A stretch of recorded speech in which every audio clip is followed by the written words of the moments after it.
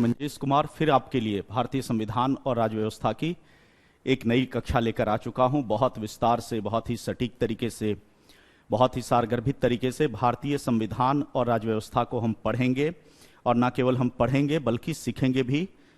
तो उसी क्रम में कल जहां पर हमने कक्षा को खत्म किया था, आज उससे आगे अपनी क्लास को बढ़ाते हैं। लेकिन उससे पहले जरूरी है, और अब बहुत अच्छी व्यवस्था है कि मेरे सामने ही स्क्रीन पे एकदम सामने दिख रहा है, बिना चश्मा के भी मुझे दिख रहा है कि आपके सारे कमेंट्स देख रहा हूं। तो आज अलग क्यों लग रहे हो? एक्चुअली आज अलग जगह पे क्लास ले रहा हूं।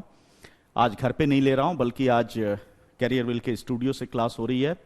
तो सबको गुड मॉर्निंग, नमस्ते। बहुत सारे कमेंट्स आ रहे हैं, तो चलिए शुरू करते हैं, कल से आगे बढ़ाते हैं। और कल बहुत ही एक रोचक मोड़ पर क्लास को हमने आकर छोड़ा था। एक सेकेंड दोस्तों, एक सेकेंड।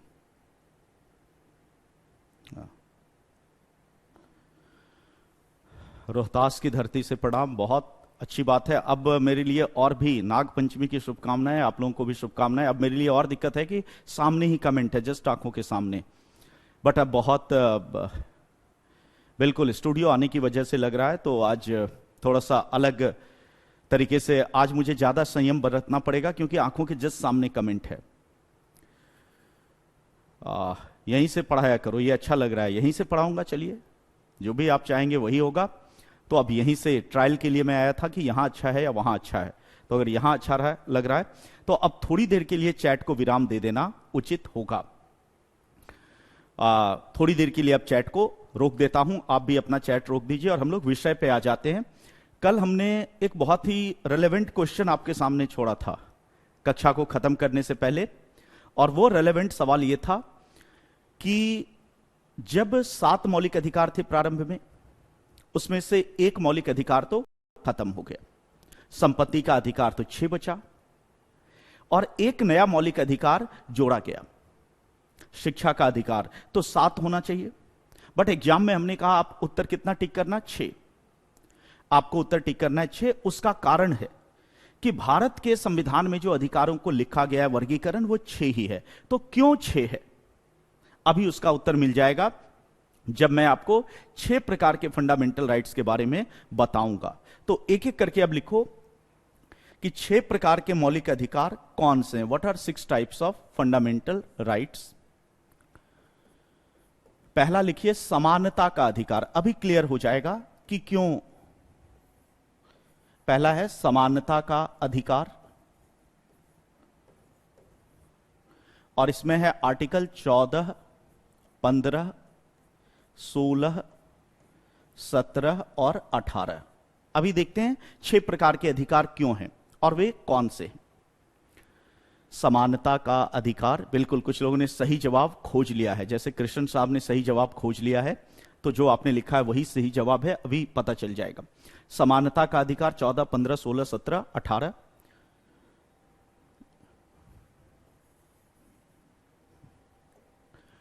दूसरा है स्वतंत्रता का अधिकार।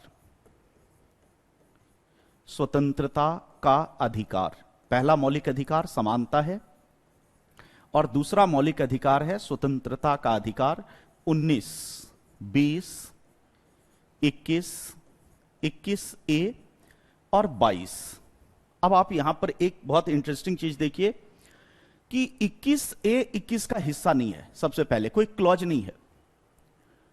21A एक स्वतंत्र आर्टिकल है, लेकिन संविधान में जो हेडिंग दी गई है वो एग्जैक्ट यही हेडिंग है जो मैं आपको बता रहा हूं। तो संविधान में जो अधिकारों के संबंध में वर्गीकरण किया गया है वो यही है, और इस वर्गीकरण के तहत जो हेडिंग संविधान में वो यही समानता का अधिकार और दूसरा स्वतंत्रता का अधिकार। और 21A को स्वतंत्रता के अधिकार के अंतर्गत रखा गया है। इसका मतलब 21A शिक्षा की स्वतंत्रता है, यह ध्यान रखना।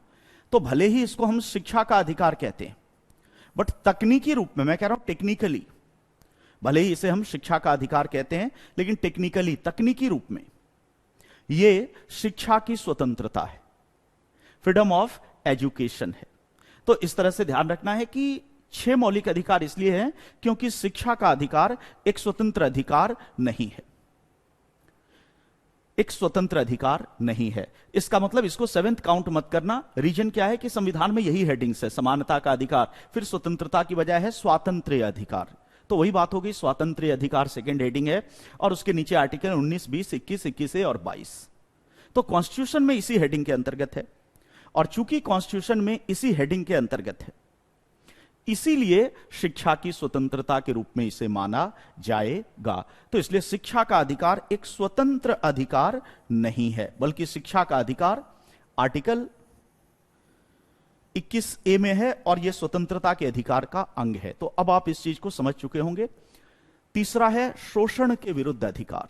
सारा आपको लिखना है, शोषण के विरुद्ध अधिकार, शोषण के विरुद्ध अधिकार। और इसमें 2 आर्टिकल हैं छोटे छोटे, आर्टिकल 23 और आर्टिकल 24। शोषण के विरुद्ध अधिकार 2 आर्टिकल हैं, आर्टिकल 23 और आर्टिकल 24। चौथा है धार्मिक स्वतंत्रता का अधिकार। धार्मिक स्वतंत्रता का अधिकार, और इसमें 4 आर्टिकल हैं, 25, 26, 27 और 28। धार्मिक स्वतंत्रता का अधिकार 25, 26, 27, 28। पांचवा है शैक्षिक सांस्कृतिक और शैक्षिक अधिकार, कल्चरल एंड एजुकेशनल राइट्स। सांस्कृतिक एवं शैक्षिक अधिकार, और इसमें 2 आर्टिकल हैं, 29 और 30।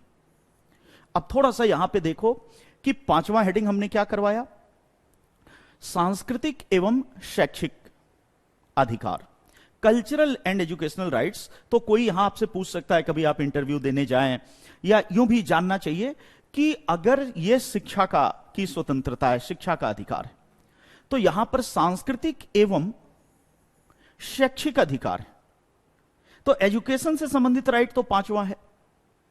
तो इसको 21A की जगह आप 29A भी तो कर सकते थे, 30A भी तो कर सकते थे। मतलब इसको आपने 5वें वर्गीकरण में क्यों नहीं डाला? क्योंकि अभी जो बताया जा रहा है वही संविधान का वर्गीकरण है। तो अगर कॉन्स्टिट्यूशन में यह स्वतंत्रता के अधिकार के अंतर्गत नहीं है, बल्कि यह मतलब स्वतंत्रता के अधिकार में है, सांस्कृतिक एवं शैक्षिक अधिकार के अंतर्गत क्यों नहीं रखा गया? अगर यह सवाल आ जाए तो क्या जवाब होगा बताओ? सोचो थोड़ा सा। कायदे से देखा जाए तो चूंकि 21A शिक्षा का अधिकार है, तो इसको 5वीं कैटेगरी में रखना चाहिए, सांस्कृतिक एवं शैक्षिक अधिकार। यह सवाल कहीं इंटरव्यू में कहीं आपसे पूछ दे तो इसका क्या जवाब दोगे? क्या जवाब हो सकता है? सोचिए थोड़ा सा। हर चीज रैशनल है, ऐसा नहीं है कि संशोधन करने वाले मूर्ख थे। जवाब का इंतजार कर रहा हूं, कुछ अंदाजा लगाओ भाई। नहीं आ रहा है तो चलिए मैं बताता हूं।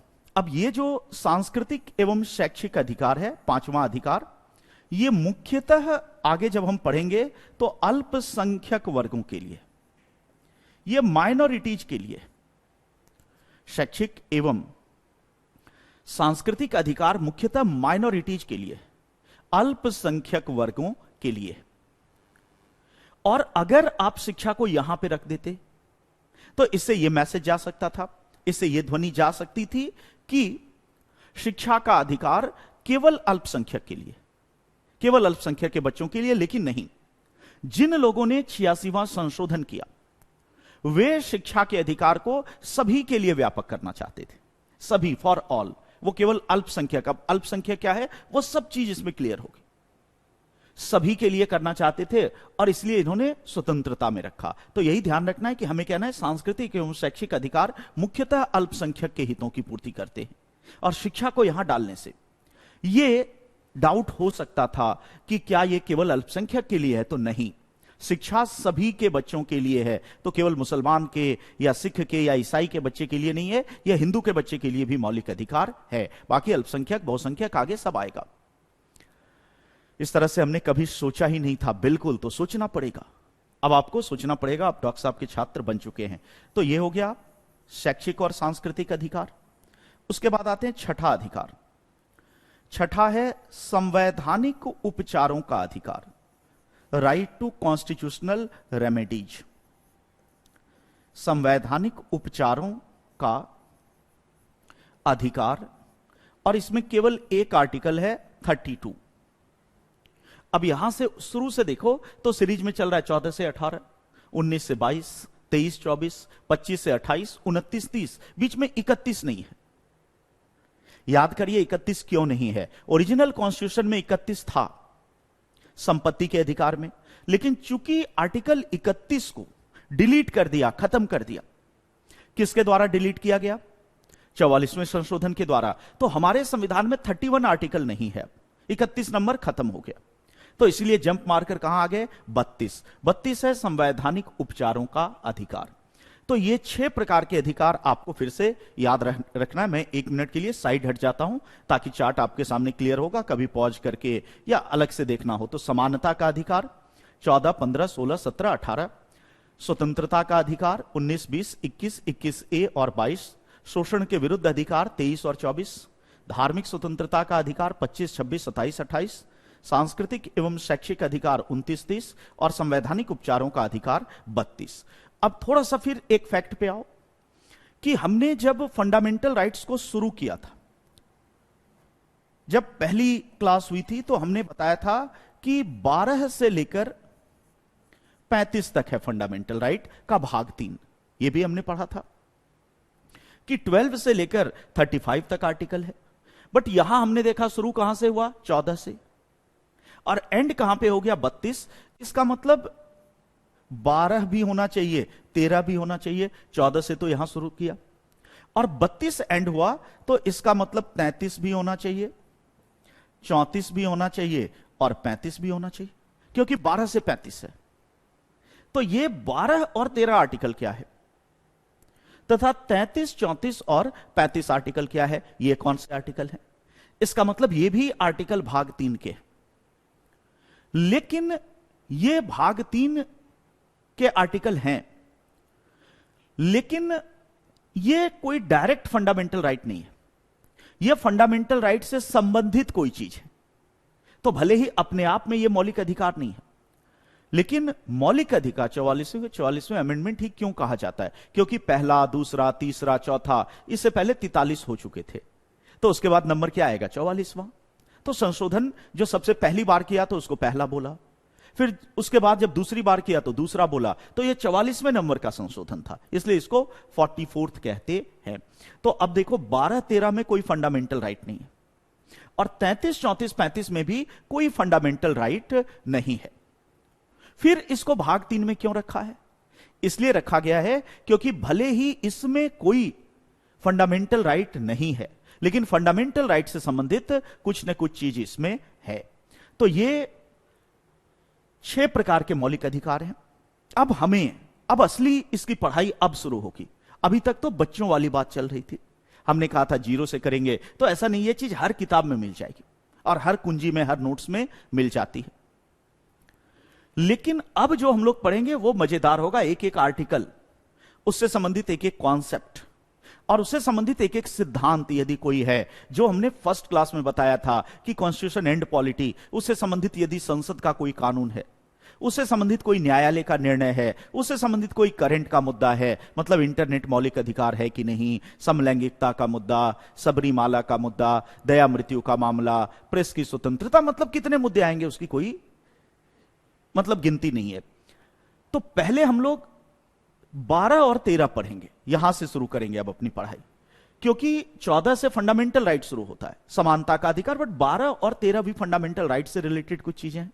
तो हम लोग शुरू करेंगे आर्टिकल 12 को पढ़ेंगे, 13, फिर समानता के अधिकार के आर्टिकल, स्वतंत्रता, एक एक करके, और फिर लास्ट में 33, 34, 35 को भी शॉर्ट में देख लेंगे। इससे यह हो जाएगा कि चलो हमने पूरा का पूरा पढ़ लिया। तो सबसे पहले अब शुरू करते हैं आर्टिकल वाइज पढ़ाई। मैं समझता हूं यहां तक क्लियर हो गया है कि 6 प्रकार के मौलिक अधिकार हैं, वे 14 से 32 तक है।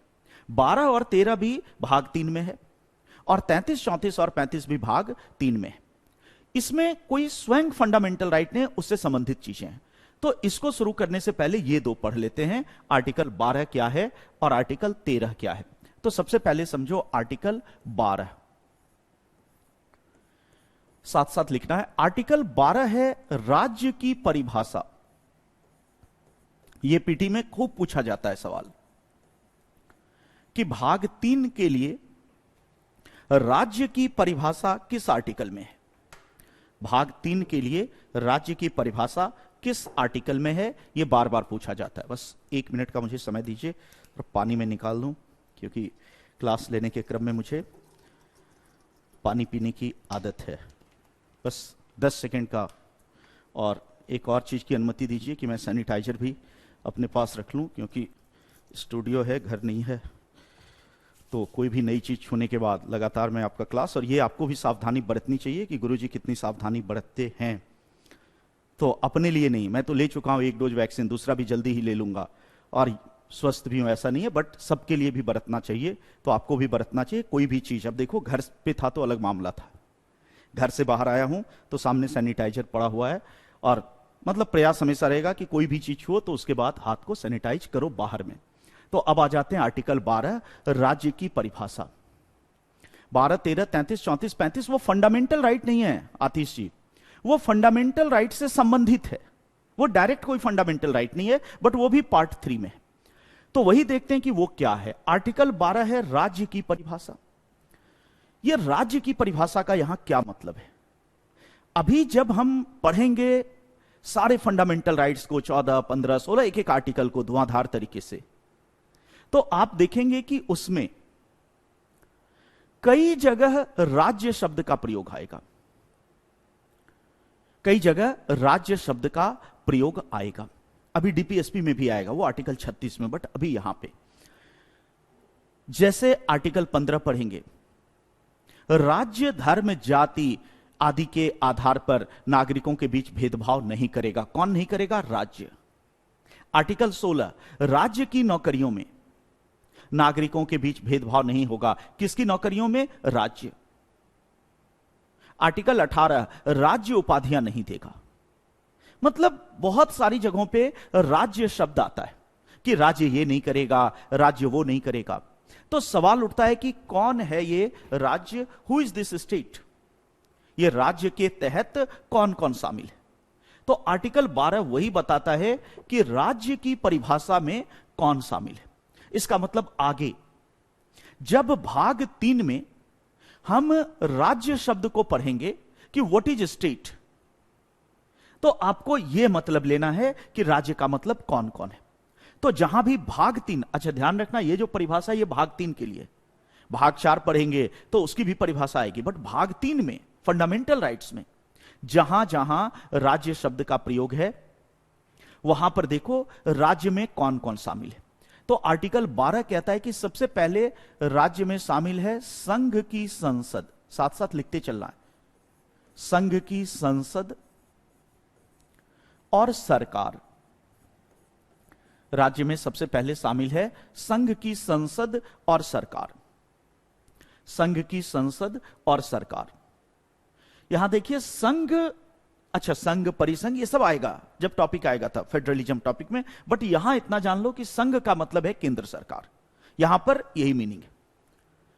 तो संघ सरकार का मतलब भारत सरकार, मोदी जी वाली सरकार, और प्रांतीय सरकार का मतलब राज्य की सरकार, योगी जी वाली सरकार, हरियाणा में खट्टर साहब वाली सरकार या जो भी खटारा सरकार के हैं, पंजाब में कैप्टन वाली सरकार जो सिद्धू से तनाव में चलने वाली सरकार। मतलब संघ की संसद और सरकार। कोई बुरा ना माने, बट जिस प्रकार बाबा राम रहीम के मामले को मनोहर लाल खट्टर ने डील किया था 2-3 साल पहले, याद करो कि कैसे पूरे हरियाणा को जल जाने दिया था, जल जाने दिया था राज्य को। कितने लोग घायल हुए और कितने लोगों की गाड़ियां जल गई और सड़कें, मतलब, और उस समय पता नहीं क्या कर रहे थे लोग। तो नागरिक की जान माल की सुरक्षा आखिर में सरकार की, और अगर वो नहीं कर पाया कंट्रोल सब जानते हुए, तो इसलिए मैं खट्टर साहब को उसी दिन से खटारा साहब कहने लगा हूं।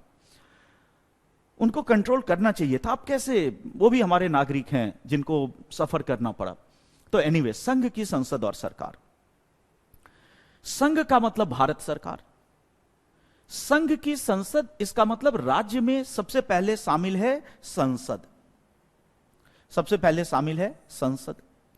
इसका मतलब जब आगे हम पढ़ेंगे आर्टिकल 15 में कि राज्य धर्म जाति के आधार पर नागरिकों के साथ सार्वजनिक स्थल पर भेदभाव नहीं करेगा, जब हम पढ़ेंगे आगे कि राज्य धर्म जाति के आधार पर भेदभाव नहीं करेगा, तो यहां पर सबसे पहले माना जाएगा संसद भी उसमें शामिल है। इसका मतलब संसद ऐसा कोई कानून नहीं बनाएगी जो धर्म जाति के आधार पर नागरिकों से भेदभाव करता है। जितनी जगह राज्य शब्द है वहां राज्य में संसद भी मानी जाएगी। तो जब 16 कहता है सरकारी नौकरियों में, राज्य की नौकरियों में भेदभाव नहीं होगा, तो इसका मतलब है कि संसद ऐसा कोई कानून नहीं बनाएगी जो भेदभाव करता है। तो सबसे पहले राज्य का मतलब क्या है? भारत की संसद। उसके बाद आगे लिख दिया सरकार। अब देखिए सरकार बहुत व्यापक शब्द है यहां, और सरकार कहां की? संघ की। इसका मतलब भारत सरकार, और इसमें सब शामिल हो जाएंगे, राष्ट्रपति से लेके मंत्री से लेके संतरी तक, जो भारत सरकार की किसी न किसी रूप में सेवा करते हैं, जो सरकारी तंत्र का हिस्सा है। इसका मतलब राष्ट्रपति आर्टिकल 12 के तहत राज्य है क्योंकि संघ सरकार का हिस्सा है। प्रधानमंत्री आर्टिकल 12 के तहत राज्य है। भारत सरकार के जो भी मंत्री हैं, अमित शाह और राजनाथ सिंह और निर्मला सीतारमण, और अभी नए नए आगे हैं ज्योतिरादित्य सिंधिया, अनुराग ठाकुर, जो भी ऐसे हैं, ये सब राज्य हैं। संसद के सदस्य राज्य हैं।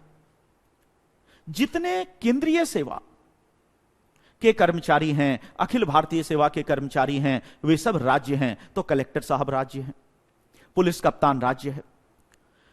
इसी तरह आईआरएस, रेवेन्यू डिपार्टमेंट का कमिश्नर राज्य है, और केवल कमिश्नर ही नहीं, इनकम टैक्स का इंस्पेक्टर भी राज्य है। और भारत सरकार के इनकम टैक्स डिपार्टमेंट में जो दरबान है, अगर वो सरकारी है, ध्यान रखना क्या सरकारी, अगर वो एक सरकारी कर्मचारी है तो वो चपरासी भी राज्य है।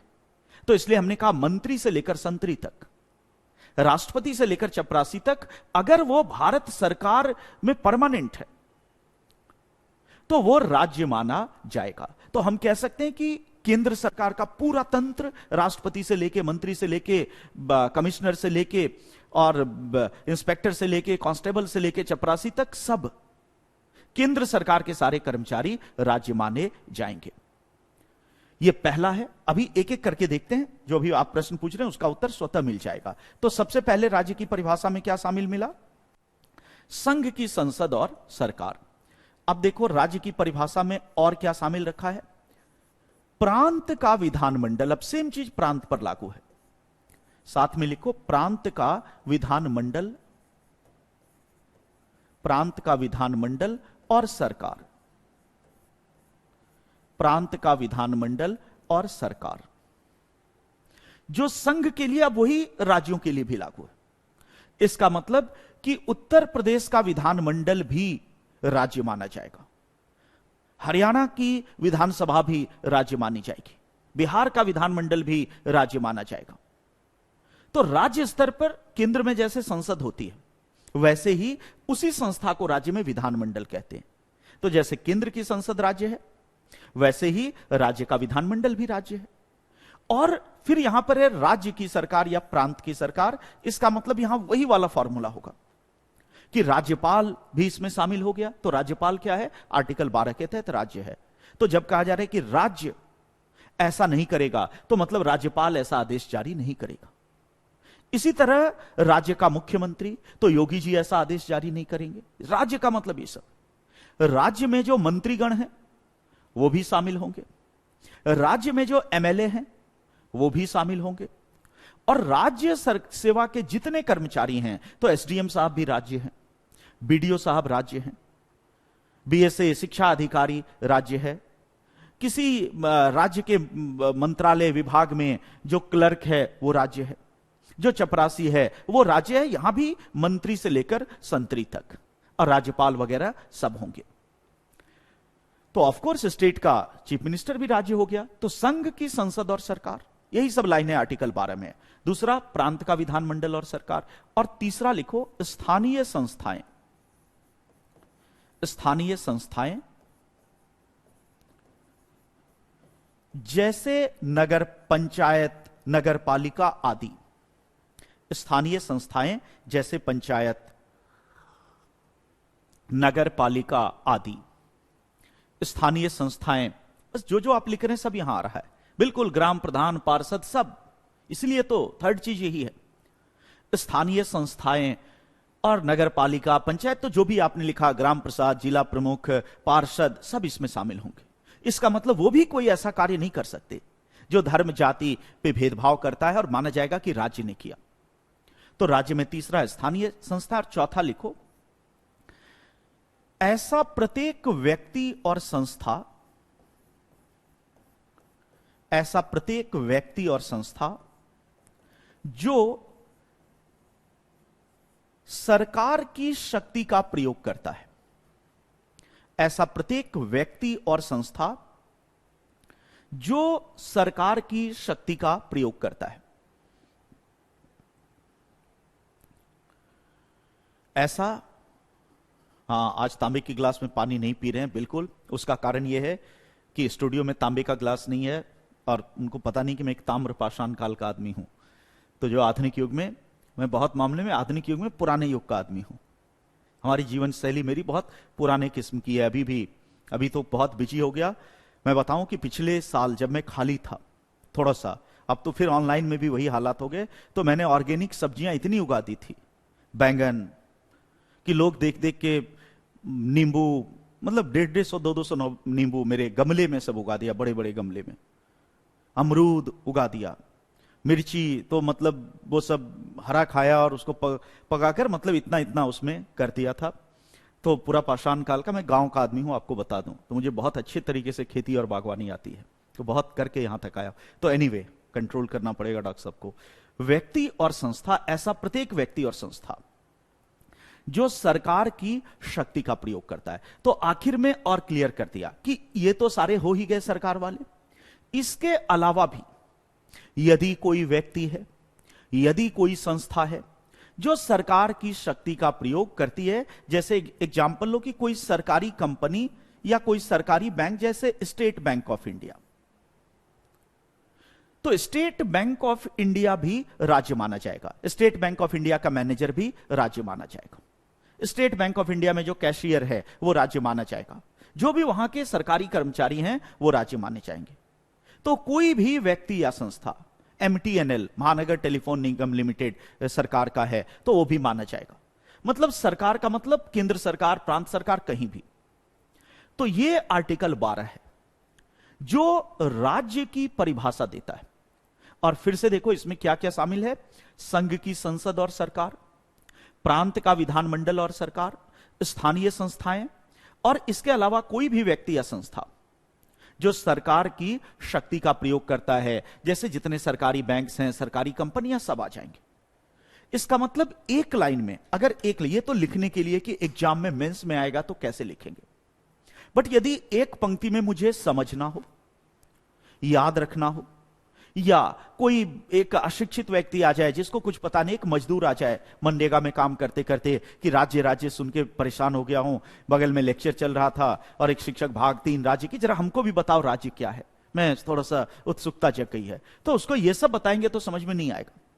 आप उसको डायरेक्ट कहिए कि सरकारी तंत्र से संबंधित प्रत्येक व्यक्ति, चाहे वो केंद्र में हो, चाहे वो प्रांत में हो, चाहे वो स्थानीय पंचायत में हो, मतलब सरकारी तंत्र, ये सबसे इंपॉर्टेंट है, सरकारी तंत्र। सरकारी तंत्र से संबंधित प्रत्येक व्यक्ति और संस्था राज्य है। तो पूछेगा कि राष्ट्रपति भी राज्य है? वो भी सरकार, बिल्कुल राज्य है। क्या राज्यपाल भी राज्य है? वो भी राज्य है। MLA साहब राज्य हैं, हां। कलेक्टर साहब राज्य हैं, बिल्कुल। इंस्पेक्टर साहब राज्य हैं, बिल्कुल।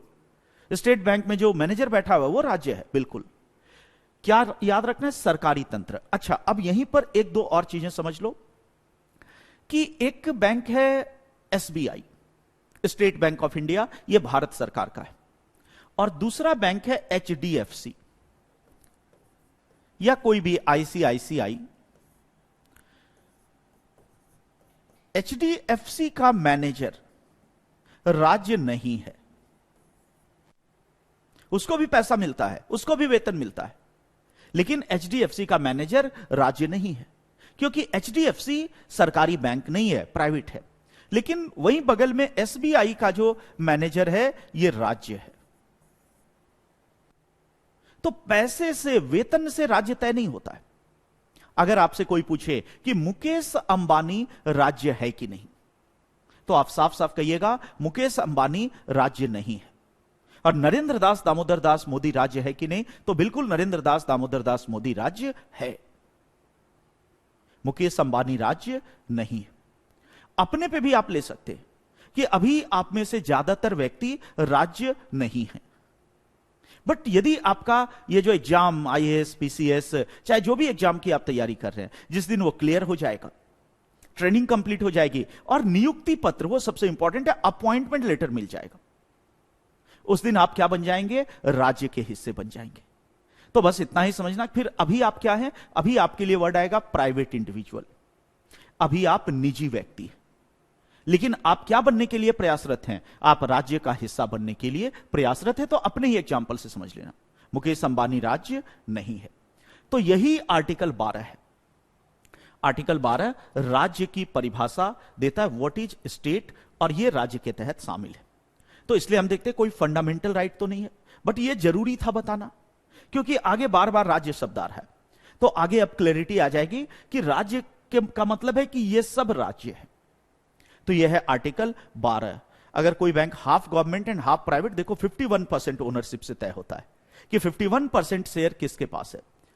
अखिलेश्वर लिख रहे हैं कि मैं यूपी पुलिस में, मैं भी राज्य हूं। बिल्कुल बिल्कुल आप राज्य हैं।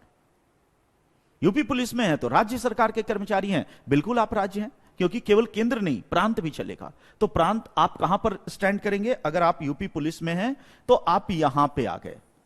आपका स्पेसिफिक प्लेस भी मैंने बता दिया कि आप प्रांत का विधानमंडल में नहीं आएंगे, बट आप कहां पर आ जाएंगे? प्रांत की सरकार के एक हिस्से में आ जाएंगे।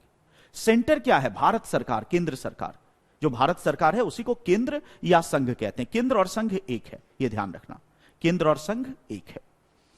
तो बिल्कुल यूपी पुलिस हो, हरियाणा पुलिस हो, बिहार पुलिस हो, सब राज्य। अच्छा, तो मुझे लग रहा था कि इसमें राज्य के लोग नहीं हैं, तो अब तो मुझे संभल के राज्य की आलोचना करनी पड़ेगी, क्योंकि फंडामेंटल राइट्स में तो मैं राज्य की बड़ी आलोचना करता हूं। तो कृपया राज्य वाले बुरा ना माने भाई, मैं आपकी पर्टिकुलर आलोचना, और आप पुलिस में हैं तो पुलिस वालों की कई बार मैं आलोचनाएं भी कर देता हूं, उनकी तारीफ भी करता हूं। जो गवर्नमेंट जॉब करता है वो सब राज्य है, एग्जैक्टली यही बात है। एकदम आपने पकड़ लिया, आपने पकड़ लिया। जो गवर्नमेंट जॉब करता है वो सब राज्य है, बस एग्जैक्ट यही बात है। अब डिपेंड करता है कि वो सरकारी पद होना चाहिए और परमानेंट प्रकृति का होना चाहिए। तो अगर नियोजित है, इस तरह का है, तो वो नहीं, परमानेंट होना चाहिए, परमानेंट होना चाहिए, पद का स्वरूप स्थायी होना चाहिए। तो देखना पड़ेगा कि वो परिषदीय शिक्षक परमानेंट हैं कि नहीं। अब आते हैं आर्टिकल 13। 13 बहुत ही शानदार आर्टिकल है। शानदार इसलिए कह रहा हूं कि इसको बहुत कम लोग ठीक से समझते हैं, और इससे प्रश्न बहुत आता है। मूल ढांचा के केंद्र में यही है। केशवानंद भारती केस आगे हम पढ़ेंगे, अभी नहीं पढ़ेंगे, बट उसमें भी यह टकराएगा। संविधान की पूरी संशोधनीयता फंडामेंटल राइट से रिलेटेड है। तो आर्टिकल 13 बहुत ही बड़ा आर्टिकल है और जटिल भी है। तो थोड़ा सा मैं आपसे रिक्वेस्ट करूंगा कि आर्टिकल 13 अभी लंबा चलेगा, शायद 1 घंटा मुझे पढ़ाना पड़े, क्योंकि मैं चाहता हूं कि आगे दोबारा किताब में आर्टिकल 13 खोलोगे तो दिमाग उड़ जाएगा। नहीं भरोसा होता है तो आज पढ़ के देख लेना, इतना जटिल मिलेगा। चाहे लक्ष्मीकांत कोई, यहां हम लोग सिंपल से सिंपल पढ़ेंगे, बट आपसे रिक्वेस्ट करूंगा कि सारा फोकस यहां होना चाहिए, कम से कम जब गंभीर टॉपिक चल रहा हो। तो थोड़ी देर अभी मैसेजेस से बचना है, कोई डाउट हो तभी करना है, क्योंकि उधर ध्यान अगर रहेगा तो इधर आएगा। सचिन तेंदुलकर राज्य नहीं है। जब वो राज्यसभा के मेंबर थे तब राज्य थे, बट अभी वो राज्य नहीं है, वो तो एक खिलाड़ी है। तो तेंदुलकर साहब राज्य नहीं है, विराट कोहली राज्य नहीं है। तो अब आर्टिकल 13 में यहां फोकस करिए, सारा फोकस यहां होना चाहिए। तो यकीन मानिए मैं समझा दूंगा, यकीन मानिए अगर फोकस यहां होगा। आर्टिकल 13 4 क्लॉज में बटा हुआ है, तो हम लोग चारों क्लॉज को अच्छे से पढ़ेंगे। इसके 4 क्लॉज हैं, कौन कौन सा है? 13 क्लॉज 1, 13 क्लॉज 2, 13 क्लॉज 3 और 13 क्लॉज 4। तो सबसे पहले 13 क्लॉज 1 को समझते हैं। पहले लिखो क्या है, लेटर ऑफ द कॉन्स्टिट्यूशन क्या है। 13 क्लॉज 1 संविधान में क्या है, इसको लिखते हैं। को संविधान पूर्व की ऐसी प्रत्येक विधि, संविधान पूर्व की ऐसी प्रत्येक विधि जो मौलिक अधिकारों का उल्लंघन करती है। संविधान पूर्व की ऐसी प्रत्येक विधि जो मौलिक अधिकारों का उल्लंघन करती है। संविधान पूर्व की ऐसी प्रत्येक विधि जो मौलिक अधिकारों का उल्लंघन करती है। उल्लंघन की सीमा तक, to the extent of violation, उल्लंघन की सीमा तक शून्य होगी। उल्लंघन की सीमा तक शून्य होगी। फिर से मैं बोल रहा हूं, संविधान पूर्व की ऐसी प्रत्येक विधि जो मौलिक अधिकारों का उल्लंघन करती है, उल्लंघन की सीमा तक शून्य होगी। पहले इसको डिटेल में समझो। इसमें आएगा आच्छादन का सिद्धांत, डॉक्ट्रिन ऑफ एक्लिप्स। लिखा हुआ नहीं है बट इसी से निकलेगा। तो क्या है? सबसे पहली बात कि 13 क्लॉज 1 संविधान लागू होने के पहले की विधि या कानून से संबंधित है। विधि का मतलब है लॉ, इंग्लिश वर्ड यहां है कानून।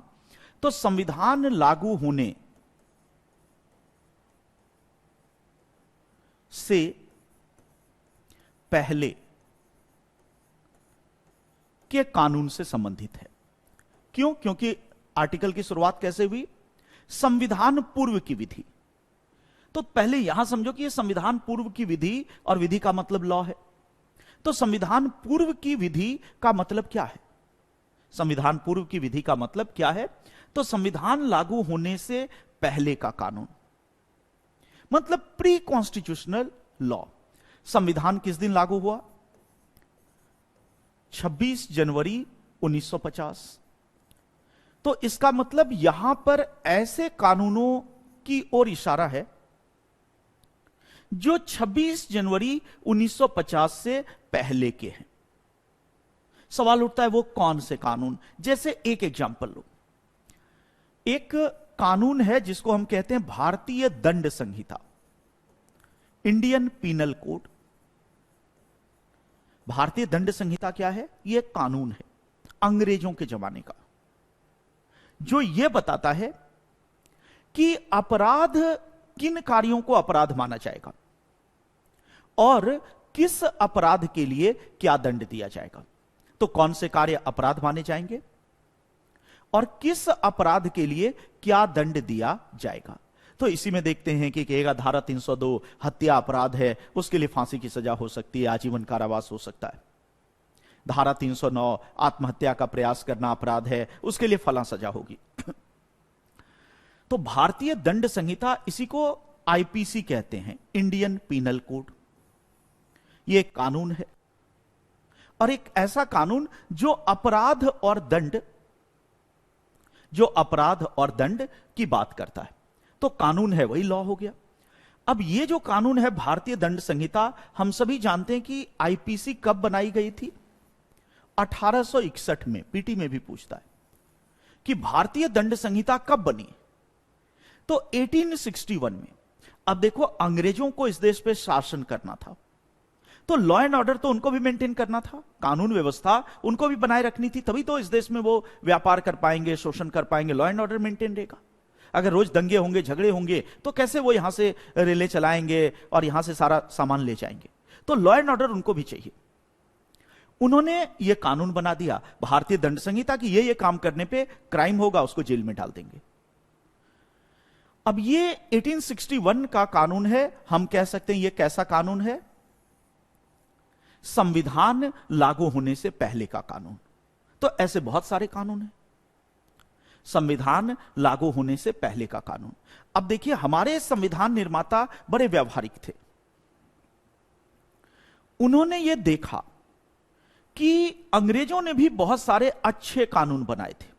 अंग्रेजों ने, जैसे आईपीसी बहुत अच्छा कानून है, तभी तो आज भी चल रहा है, आज भी उसको काम में ले रहे हैं। अंग्रेजों ने कुछ कानून बड़े अच्छे बनाए, और कई बार ऐसा होता था कि कानून का 90% हिस्सा बड़ा अच्छा होता था। 90% कानून का हिस्सा बहुत अच्छा है, 10% साम्राज्यवादी सोच वाला है, जिसमें दमन आदि की बात है, जो नागरिक के अधिकारों पर हमला करता था। क्योंकि विदेशी सरकार थी तो 10% वो भी डाल देता था, बट 90% तो ठीक था।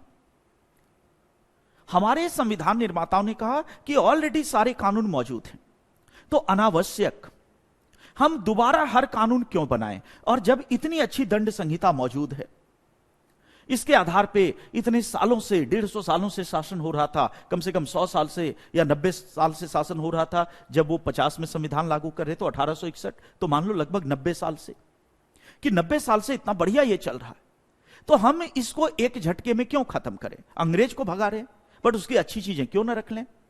तो इसलिए यह निर्णय हुआ कि अंग्रेजों के कानून स्वतः रद्द नहीं होंगे, तो अंग्रेजी काल के कानून स्वतः रद्द नहीं होंगे।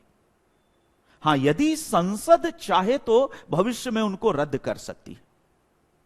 इसका मतलब जो कानून गंदे हैं, रॉलेट एक्ट जैसा घटिया कानून होगा, तो भारत की संसद रद्द कर देगी, यह पावर दिया। लेकिन जिन कानूनों को संसद रद्द नहीं करेगी, वे कानून एज इट इज चलते रहेंगे। इसका मतलब भारत में, इसीलिए आईपीसी, कभी इसमें कोई कंफ्यूजन मत रखना कि 1861 का कानून कैसे चल रहा है। तो यह बहुत अच्छी सोच थी, बढ़िया सोच थी, कि हमें अंग्रेज को भगाना था, उसको भगा दिया।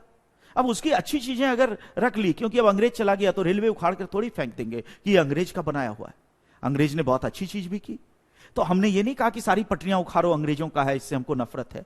अंग्रेजों ने इतने बड़े बड़े चाय के बागान बनाए, तो आज हम उस चाय का उपयोग कर रहे हैं, निर्यात भी कर रहे हैं। ये थोड़ी है कि अंग्रेज का लगाया हुआ पौधा उखाड़ फेंको, नहीं, इतनी दुश्मनी नहीं होनी चाहिए। अंग्रेज को भगाओ, सारा उसका माल रख लो, ये तो बढ़िया नीति है। तो कानून में भी कहा कि जो अच्छी चीजें उसको रख लेंगे, जो गंदे कानून है उसको संसद खत्म करेगी, और जिसको खत्म नहीं करेगी वो चलता रहेगा। लेकिन अब आईपीसी को ही देखिए, तो अंग्रेजों के जो कानून थे, मतलब संविधान लागू होने से पहले का कानून, अब आप समझ सकते हैं कि जैसे आईपीसी, तो इसमें 90% चीजें अच्छी थी, लेकिन 10% चीजें हर कानून में वो डालते थे, अपवाद XYZ, जिसके तहत जनता को दबोच लें, क्योंकि विदेशी शासन था। अच्छा, एक बात और भी, कि जब इस देश में अंग्रेज शासन कर रहे थे, जब इस देश में अंग्रेज शासन कर रहे थे, तो मौलिक अधिकार का कॉन्सेप्ट नहीं था। यह ध्यान रखना कि मौलिक अधिकार 26 जनवरी 1950 के संविधान की देन है। उससे पहले फंडामेंटल राइट का कॉन्सेप्ट इंडिया में था ही नहीं। सबसे पहले अमेरिका में बना, अमेरिका से हमने अपने संविधान में कॉपी किया। तो यह भी ध्यान रखिए कि 26 जनवरी 1950 से पहले इस देश में मौलिक अधिकार का कोई कॉन्सेप्ट नहीं था। तो चूंकि फंडामेंटल राइट जैसी चीज नहीं थी, इसलिए यह कानून टिक जाता था, इसलिए कानून बच जाता था कि उसमें कितना भी तानाशाही डाल दो, फंडामेंटल राइट तो है ही नहीं। तो इसलिए कानून में बहुत सारे ऐसे प्रावधान थे जो तानाशाही वाले थे। तो 90% कानून अच्छा होता था, जो 10% कानून था वो तानाशाही वाला था, वो मौलिक अधिकारों का विरोधी था, वो 10% कानून। और चूंकि 10% कानून मौलिक अधिकारों का विरोधी था, और वो क्यों टिक जाता था, क्योंकि मौलिक अधिकार थे ही नहीं। बट 26 जनवरी 1950 के बाद इस देश में फंडामेंटल राइट आ गया, क्योंकि नया संविधान लागू हो गया, उसमें भाग 3 आ गया। अब मानो कि आईपीसी है, तो आईपीसी का 10% हिस्सा अगर मौलिक अधिकारों का विरोधी है तो क्या होगा? 90% हिस्सा आईपीसी का ठीक है, और 10% हिस्सा मौलिक अधिकारों का विरोधी है। तो वही 31 कहता है कि यह 10% हिस्सा अप्रभावी हो जाएगा, इनइफेक्टिव हो जाएगा। इसका मतलब मौलिक अधिकार एक प्रकार से उसको ढक देंगे, मौलिक अधिकार उसको ढक देंगे, वो 10% हिस्सा लागू नहीं होगा। 13 क्लॉज 1 क्या कहता है कि संविधान पूर्व की प्रत्येक विधि जिस सीमा तक मौलिक अधिकारों का उल्लंघन करती है, उस सीमा तक शून्य होगी। पूरी विधि शून्य नहीं होगी, इसमें यह निहित है। विधि का वह हिस्सा जो मौलिक अधिकारों का उल्लंघन करता है वह हिस्सा शून्य होगा। शून्य का मतलब कि वो लागू नहीं होगा, वो अप्रभावी हो जाएगा। इसी से विकसित होता है, लिखा हुआ नहीं है, लेकिन कभी एग्जाम में क्वेश्चन आ जाए, अभी मैं ये लिखवाऊंगा तो इसलिए इसको समझना है। अभी मैं डिक्टेट करूंगा ये, क्योंकि जटिल चीज है। इसी से विकसित होता है आच्छादन का सिद्धांत। तो सबसे पहले तो पीटी के लिए याद रखो कि अगर आ जाए कि आच्छादन का सिद्धांत किस अनुच्छेद से निकलता है, तो ये वर्ड नहीं है, बट हमें आंसर देना है 13 क्लॉज 1 से निकलता है। इसी को ग्रहण का सिद्धांत भी कहते हैं। यहां ग्रहण का मतलब लेना वाला नहीं है। ग्रहण का मतलब जो सूर्य ग्रहण चंद्र ग्रहण लगता है वो वाला ग्रहण है, ग्रहण का सिद्धांत। और इंग्लिश याद रखना है, इसी को कहते हैं डॉक्ट्रिन ऑफ एक्लिप्स। अभी मैं लिखवाऊंगा शब्दों में, बट समझो, doctrine of eclipse, doctrine of eclipse. आच्छादन का सिद्धांत या ग्रहण का सिद्धांत, उसी को कहते हैं डॉक्ट्रिन ऑफ एक्लिप्स। अब ये क्या है? यहां ग्रहण या एक्लिप्स के कॉन्सेप्ट को समझिए, और आच्छादित भी उसी में होता है कि ढक देता है। तो ग्रहण या एक्लिप्स कैसे लगता है? सूर्य ग्रहण चंद्र ग्रहण, जब सूर्य और पृथ्वी के बीच चंद्रमा आ जाएगा और एक तरह से सूर्य को ढक लेगा, मतलब आच्छादित कर देगा, वही हो गया आच्छादन। सूर्य को ढक लेगा, आच्छादित कर देगा, तो जो हिस्सा आच्छादित हो जाएगा हम कहेंगे कि वहां से सूर्य का प्रकाश नहीं आ रहा है, ग्रहण लग गया, चंद्र ग्रहण। इसी तरह सूर्य ग्रहण मतलब सूर्य ग्रहण लग गया, इसी प्रकार चंद्र ग्रहण होता है। इसका मतलब ग्रहण में क्या होता है कि आच्छादित कर देता है। तो एक तरह से यहां भी तो वही चीज हो रही है कि आईपीसी की जो 10% धाराएं थी उसको फंडामेंटल राइट ने ढक दिया। ढक देने का मतलब कि वो लागू नहीं है। तो पूरी आईपीसी पहले लागू थी, बट अब क्या कह रहा है कि संविधान पूर्व की प्रत्येक विधि जो मौलिक अधिकारों का उल्लंघन करती है, उल्लंघन की सीमा तक शून्य होगी। तो इसी को विद्वानों ने नाम दिया डॉक्ट्रिन ऑफ एक्लिप्स, आच्छादन का सिद्धांत। कहने का मतलब मौलिक अधिकार विधि के उस हिस्से को आच्छादित कर देंगे जो मौलिक अधिकारों की विरोधी है। एक तरह से ग्रहण लग जाएगा। अच्छा, अब देखिए कि जब ग्रहण लगता है तो 1 घंटे के लिए ग्रहण लगा, तो 1 घंटे के लिए सूरज का प्रकाश नहीं आ रहा है, बट फिर धीरे धीरे चंद्रमा निकल गया और चंद्रमा बीच से निकल गया तो ग्रहण खत्म हो गया। तो अब मानो कि मौलिक अधिकारों ने ग्रहण लगा दिया आईपीसी को, बट आगे चलकर मान लीजिए स्वतंत्रता के अधिकार ने ग्रहण लगा दिया।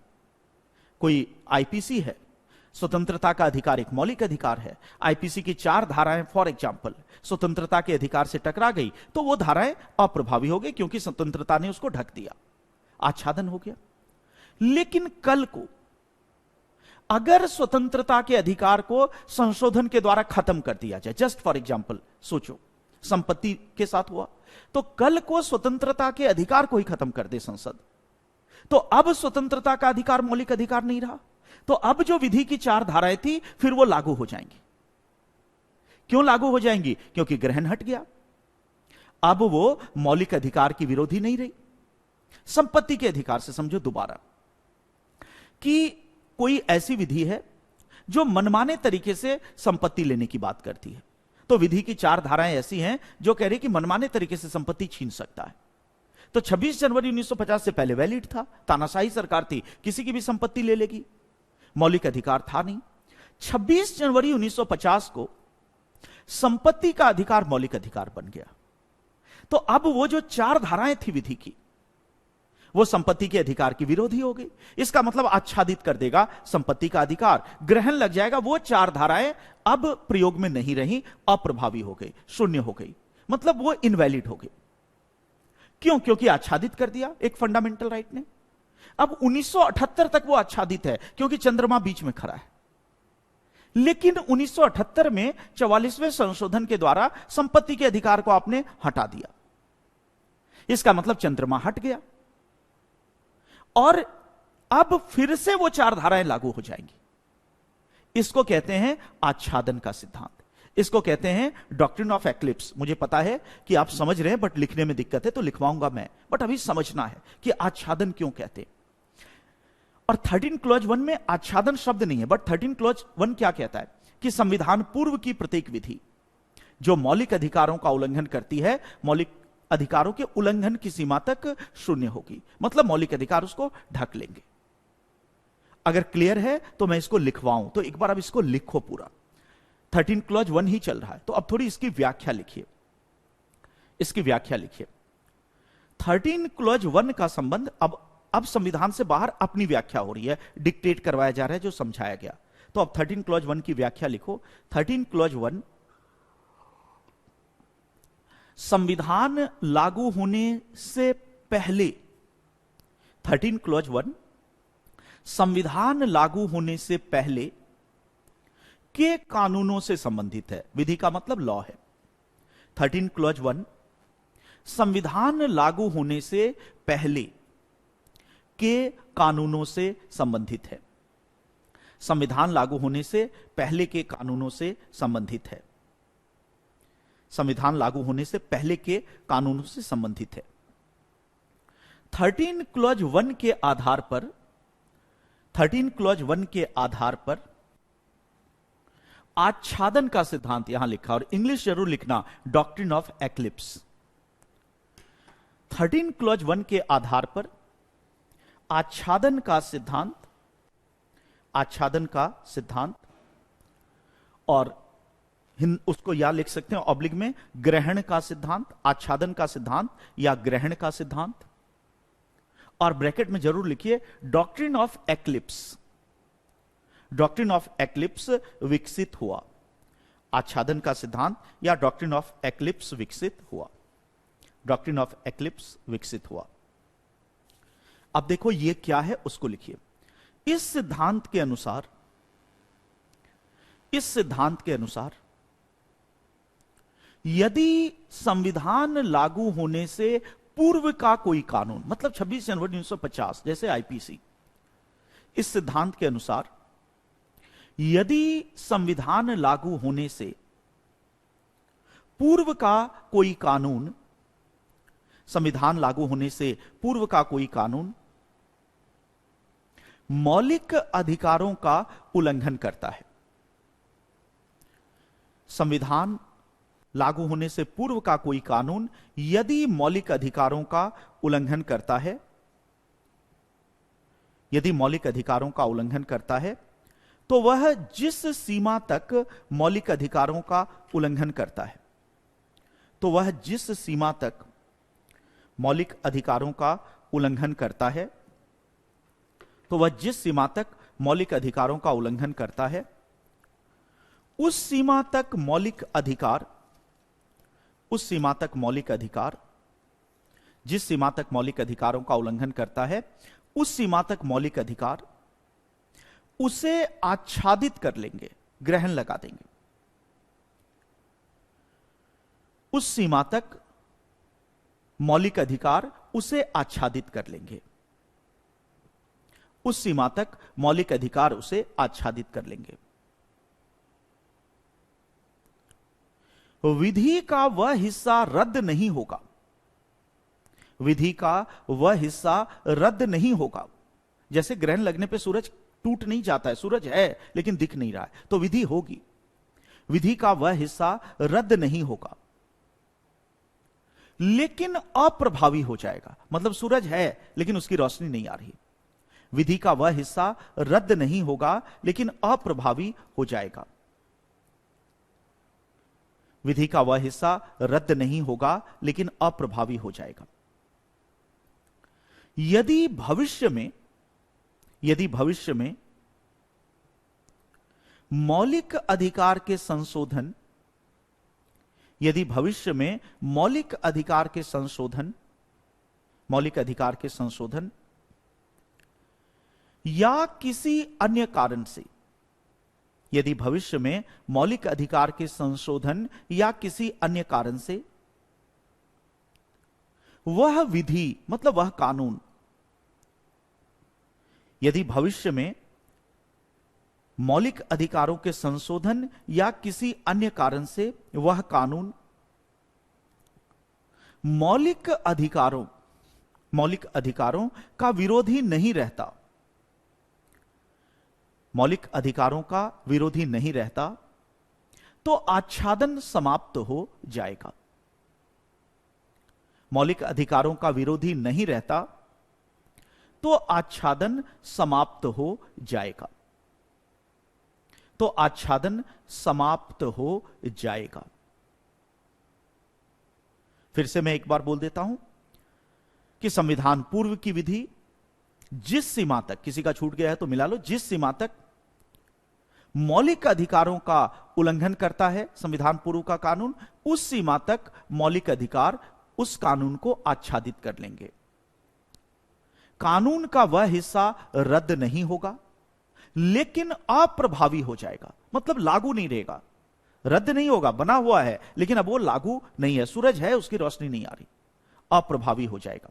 यदि भविष्य में मौलिक अधिकार के संशोधन या किसी अन्य कारण से वह कानून मौलिक अधिकारों का विरोधी नहीं रहता, यह वही है कि संपत्ति का अधिकार नष्ट हो गया तो अब वो फंडामेंटल राइट के अगेंस्ट नहीं है लॉ, तो आच्छादन समाप्त हो जाएगा और वह विधि पुनः प्रभावी हो जाएगी।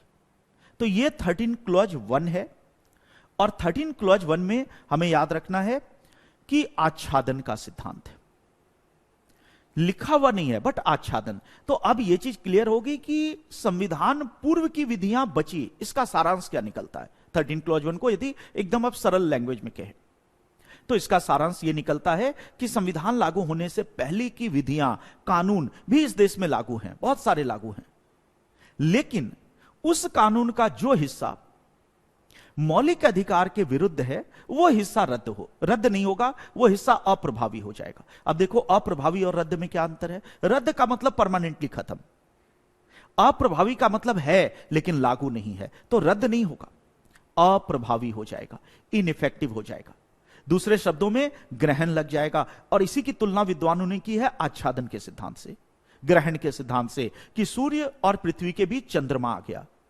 इसका मतलब सूर्य क्या है, सूर्य है यहां पर कानून जो पहले चमक रहा था, लागू था। पृथ्वी क्या है, हम सब नागरिक जिस पर वो लागू था। और चंद्रमा क्या है, पहले नहीं था बट अब आ गया चंद्रमा, फंडामेंटल राइट। चंद्रमा यहां फंडामेंटल राइट है, तो पहले फंडामेंटल राइट नहीं था, चंद्रमा नहीं था, या अमेरिका में था, तो डायरेक्ट वो सूरज की गर्मी आ रही थी, झुलसा भी रही थी।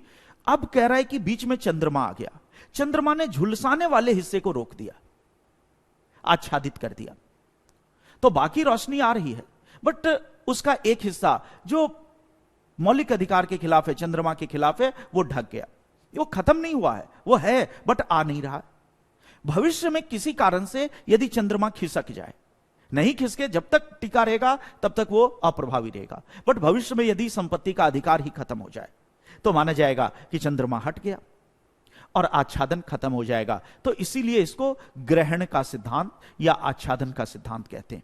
तो ये 13 क्लॉज 1 है, कितना इंपॉर्टेंट है, तो यह सिद्धांत भी पूछ सकता है, एग्जाम्पल के साथ आपको समझाया गया। अब आते हैं 13 क्लॉज 2, इसमें भी तुम्हें कुछ सिद्धांत मिलेंगे। 13 क्लॉज 2 भी बहुत शानदार है, बल्कि 13 क्लॉज 1 से भी कुछ मामलों में यह शानदार है। तो अब आइए 13 क्लॉज 2। 13 क्लॉज 1 हमने पढ़ लिया, 13 क्लॉज 2 थोड़ा चलिए धीरे बोलूंगा, कोई बात नहीं है, शायद मैं कुछ तेज हो गया। तो 13 क्लॉज 2, अब देखते हैं कि कॉन्स्टिट्यूशन में 13 क्लॉज 2 क्या है। 13 क्लॉज 1 तो कॉन्स्टिट्यूशन का देखा, व्याख्या देखी, अब 13 क्लॉज 2 संविधान में क्या है, पहले ये लिखो। 13 क्लॉज 2, राज्य ऐसा कोई कानून नहीं बना सकता, राज्य ऐसा कोई कानून नहीं बना सकता, राज्य ऐसा कोई कानून नहीं बना सकता जो, राज्य ऐसा कोई कानून नहीं बना सकता जो मौलिक अधिकारों को कम या समाप्त करता हो। राज्य ऐसा कोई कानून नहीं बना सकता राज्य ऐसा कोई कानून नहीं बना सकता जो मौलिक अधिकारों को कम या समाप्त करता हो, जो मौलिक अधिकारों को कम या समाप्त करता हो, फुल स्टॉप। और जिस सीमा तक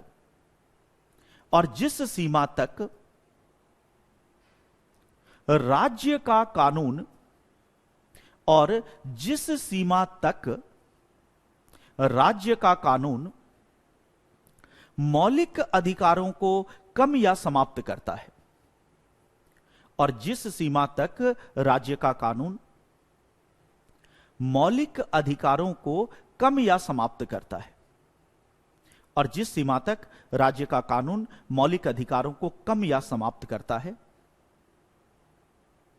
उस सीमा तक वह कानून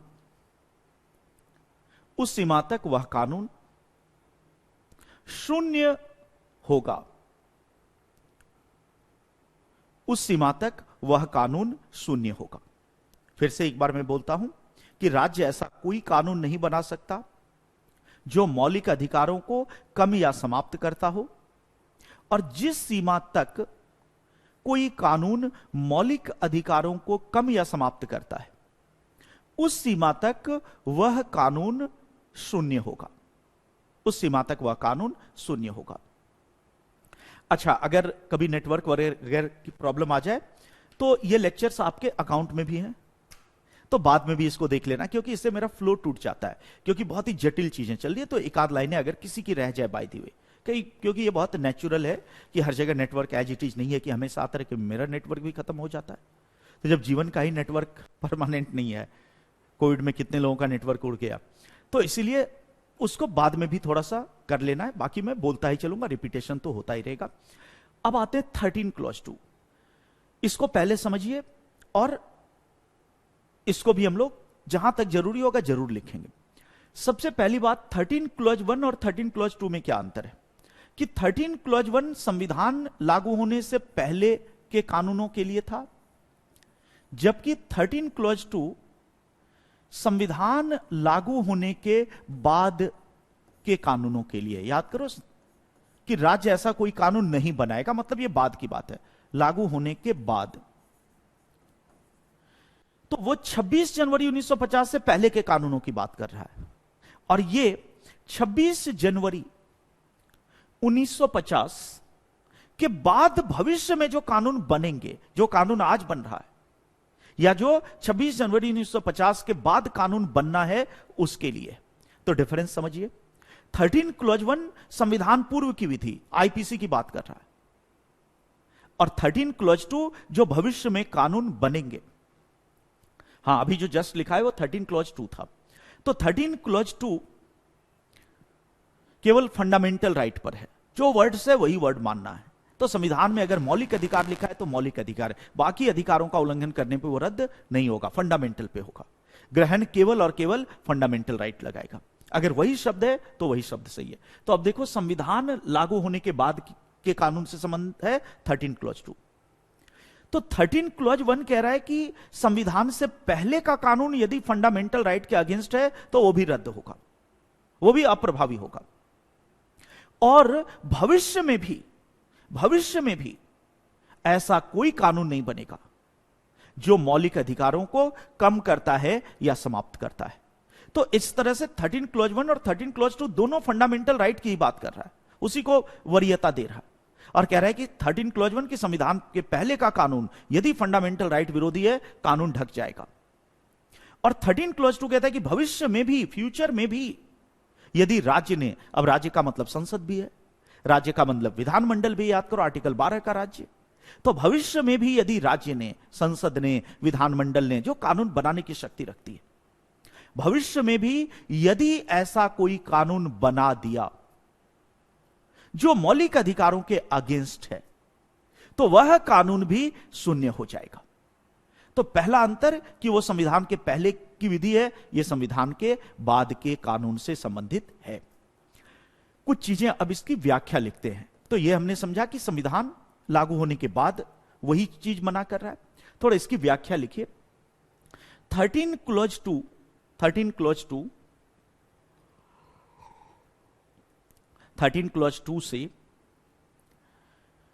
मौलिक अधिकारों की संशोधनीयता, 13 क्लॉज 2 से मौलिक अधिकारों की संशोधनीयता, amendability of fundamental rights, 13 clause 2 से मौलिक अधिकारों की संशोधनीयता का विवाद जन्म लेता है। 13 क्लॉज 2 से मौलिक अधिकारों की संशोधनीयता का विवाद जन्म लेता है। अमेंडेबिलिटी ऑफ फंडामेंटल राइट का विवाद जन्म लेता है। संपत्ति के अधिकार पे अभी चर्चा हुई है, आगे भी होगी। अभी इसको पढ़िए, सबसे इंपॉर्टेंट है जो मैं बता रहा हूं। राइट टू प्रॉपर्टी अभी आएगा, अभी जब 31 आर्टिकल तक पहुंचने तो सब आ जाएगा, बट अभी वीवीआई चीज चल रही है। हां, क्या मैं बोल रहा था, दिमाग से उड़ गया। ये होता है बीच में कुछ। हां, 13 क्लॉज 2 से मौलिक अधिकारों की संशोधनीयता का विवाद जन्म लेता है। 2-4 लाइनें लिखो, ये क्या है, क्योंकि अमेंडेबिलिटी पे क्वेश्चन आएगा। एक क्वेश्चन भी दूंगा आपको लिखने के लिए, बट वो तभी लिख पाओगे जब इसको समझ लोगे। तो 13 क्लॉज 2 से मौलिक अधिकारों की संशोधनीयता का विवाद जन्म लेता है। चूंकि 13 क्लॉज 2, आगे लिखिए, चूंकि 13 क्लॉज 2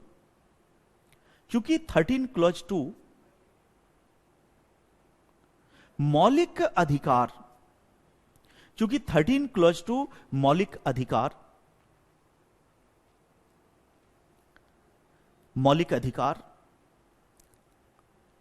का उल्लंघन करने वाले, चूंकि 13 क्लॉज 2 मौलिक अधिकार का उल्लंघन करने वाले राज्य के कानूनों को शून्य बनाता है। शून्य का मतलब अप्रभावी। चूंकि 13 क्लॉज 2 मौलिक अधिकारों का उल्लंघन करने वाले कानूनों को शून्य बनाता है। यही कह रहा है कि कोई भी कानून जो मौलिक अधिकार का उल्लंघन करेगा शून्य हो जाएगा, लागू नहीं होगा, शून्य बनाता है। अतः यह स्पष्ट है कि राज्य अपने कानूनों के द्वारा, अतः यह स्पष्ट है कि राज्य अपने कानूनों के द्वारा, अतः यह स्पष्ट है कि राज्य अपने कानूनों के द्वारा मौलिक अधिकारों को कम या समाप्त नहीं कर सकता। यह तो क्लियर है। अतः यह स्पष्ट है कि राज्य अपने कानूनों के द्वारा मौलिक अधिकारों को कम या समाप्त नहीं कर सकता। अतः यह स्पष्ट है कि राज्य अपने कानूनों के द्वारा मौलिक अधिकारों को कम या समाप्त नहीं कर सकता। तो यह चीज तो एकदम क्लियर है 13 क्लॉज 2 से कि राज्य ऐसा कोई कानून नहीं बनाएगा जो मौलिक अधिकार का विरोधी हो। यही लिख रहा है कि राज्य ऐसा कोई कानून नहीं बनाएगा जो मौलिक अधिकार का विरोधी हो। इसका मतलब अपने कानून से राज्य मौलिक अधिकार को नष्ट नहीं कर सकता। यह तो एकदम क्लियर है कि आप ऐसा कोई कानून नहीं बनाएंगे जो मौलिक अधिकार को कम करता है। तो आपका लॉ, संसद का लॉ, राज्य विधानमंडल का कानून मौलिक अधिकार को खत्म नहीं कर सकता। बट आगे लिखो, लेकिन इससे यह प्रश्न उठा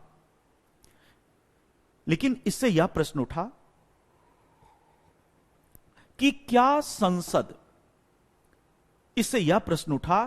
संसद, क्योंकि ध्यान रखो कानून में राज्य का मतलब संसद ही है, वही कानून बनाती है। लेकिन इससे यह प्रश्न उठा कि क्या संसद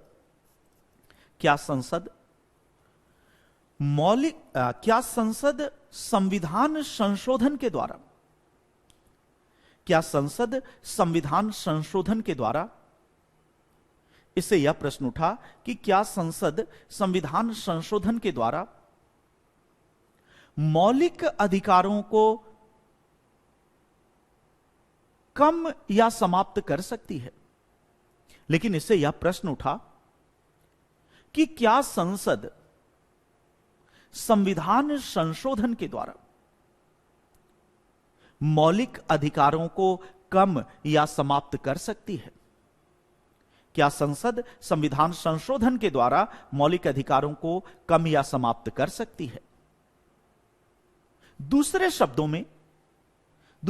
में यह विवाद पैदा हुआ। दूसरे शब्दों में यह विवाद पैदा हुआ कि मौलिक अधिकार संशोधनीय हैं या नहीं। दूसरे शब्दों में यह विवाद पैदा हुआ कि मौलिक अधिकार संशोधनीय हैं या नहीं। दूसरे शब्दों में यह विवाद पैदा हुआ कि मौलिक अधिकार संशोधनीय हैं या नहीं। फंडामेंटल राइट्स आर अमेंडेबल और नॉट। थोड़ा इसको समझिए। अब दो वर्ड आ गया यहां पर, एक है कानून और दूसरा है संविधान संशोधन।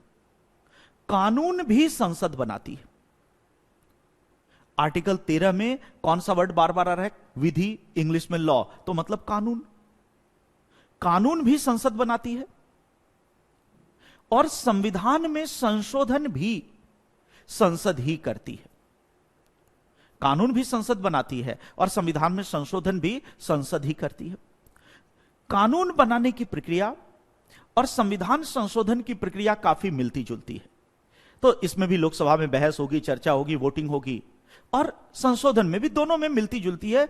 अंतर केवल बहुमत का है। अभी बहुमत आज मैं कोशिश करूंगा कि डिस्कस कर ही लो, क्योंकि बार बार बहुमत शब्द आ रहा है। अंतर केवल बहुमत का है कि जब संसद कानून बनाती है तो वह साधारण बहुमत से पारित होता है, लेकिन जब संसद संविधान में संशोधन करती है तो वह विशेष बहुमत से होता है। तो देखो, संशोधन कानून की तरह भी है, बट थोड़ा सा अलग भी है। कानून की तरह इसलिए है क्योंकि संसद ही यह कार्य कर रही है और वही सारी प्रक्रिया है, वोटिंग आदि है। तो दोनों इस रूप में मिलते जुलते हैं। लेकिन संशोधन और कानून में एक अंतर है कि कानून साधारण बहुमत से बनाया जाता है, जबकि संविधान में संशोधन अलग बहुमत से, विशेष बहुमत से होता है। यह आज मैं कोशिश करूंगा, या आजकल एनी हाउ बहुमत डिस्कस कर ही लो, क्योंकि वरना यह हमेशा आता रहेगा। तो यही अंतर है कि कानून साधारण बहुमत से बन रहा है और संविधान में संशोधन विशेष बहुमत से हो रहा है। तो अब इससे कुछ लोगों ने यह विवाद उठाया, वकीलों ने, कि यह बात तो साफ लिख रहा है 13 क्लॉज 2 कि कानून के द्वारा मौलिक अधिकार खत्म नहीं हो सकते। यह तो साफ लिख रहा है, बट क्या संविधान संशोधन के द्वारा, मतलब विशेष बहुमत से, क्या मौलिक अधिकारों को खत्म कर सकते हैं? इसका मतलब साधारण बहुमत से तो नहीं कर सकते, क्योंकि 13 क्लॉज 2 में कानून शब्द है, लेकिन वहां संशोधन शब्द नहीं है 13 क्लॉज 2 में। तो यह डाउट हुआ कि कानून के द्वारा तो फंडामेंटल राइट खत्म नहीं होगा, साधारण बहुमत से नहीं होगा, लेकिन क्या विशेष बहुमत से मौलिक अधिकारों को खत्म किया जा सकता है? अर्थात इसी को दूसरे शब्दों में क्या कहेंगे? मौलिक अधिकार संशोधनीय हैं या नहीं, अमेंडेबल हैं या नहीं, मौलिक अधिकारों में संशोधन किया जा सकता है या नहीं किया जा सकता है। यह विवाद पैदा हुआ। तो देखते हैं कि अगर इस पर सवाल है कि वर्तमान स्थिति क्या है, मौलिक अधिकारों में संशोधन हो सकता है या नहीं हो सकता है। तो आगे लिखते हैं, तो एक हेडिंग दीजिए, मौलिक अधिकारों में संशोधन किया जा सकता है या नहीं। अब 13 क्लॉज 2 पे जुडिशियरी ने क्या कहा यह देखते हैं। प्रश्न हमने समझ लिया कि 13 क्लॉज 2 से यही प्रश्न आया कि फंडामेंटल राइट्स अमेंड होंगे या नहीं। तो हेडिंग 2, मौलिक अधिकार संशोधनीय है या नहीं, मतलब उसमें संशोधन हो सकता है या नहीं। मौलिक अधिकार संशोधनीय है या नहीं। फंडामेंटल राइट्स आर अमेंडेबल और नॉट। न्यायालय ने क्या कहा, तो कुछ केसेस लिखते हैं। सबसे पहले लिखिए, अब हेडिंग आपने दे दिया, फंडामेंटल राइट संशोधनीय है या नहीं। सबसे पहले यह मुद्दा आया न्यायालय के सामने जिस केस में, वह शंकरी प्रसाद केस। शंकरी प्रसाद केस 1951। अब केस क्या था उसकी कहानी पे नहीं जाना है, क्योंकि ऐसे सैकड़ों केसेस आएंगे, और अगर आप सैकड़ों केसेस की कहानी को जानने लगेंगे तो मूल चीज आपकी खत्म हो जाएगी और एग्जाम में कहानी से नंबर नहीं मिलेगा। नंबर क्या कह रहा है उससे मिलेगा। तो इसलिए कहानी को भूल जाओ, वो बहुत रोचक होता है। हाँ, कोई इंपॉर्टेंट केशवानंद भारती केस होगा तो उसकी कहानी बताऊंगा कि केशवानंद भारती कौन थे। बट ऐसे सैकड़ों केस आएंगे तो शंकरी प्रसाद वगैरह जरूरी नहीं है, उसका निष्कर्ष जरूरी। शंकरी प्रसाद केस में सबसे पहले यह मुद्दा उठाया गया कि मौलिक अधिकारों में संसद संशोधन कर सकती है नहीं। और यहां पर देखो कि न्यायालय ने आंसर दिया यस, तो आप भी लिखिए यस। इसका मतलब कि शंकरी प्रसाद ने कहा कि संशोधन किया जा सकता है।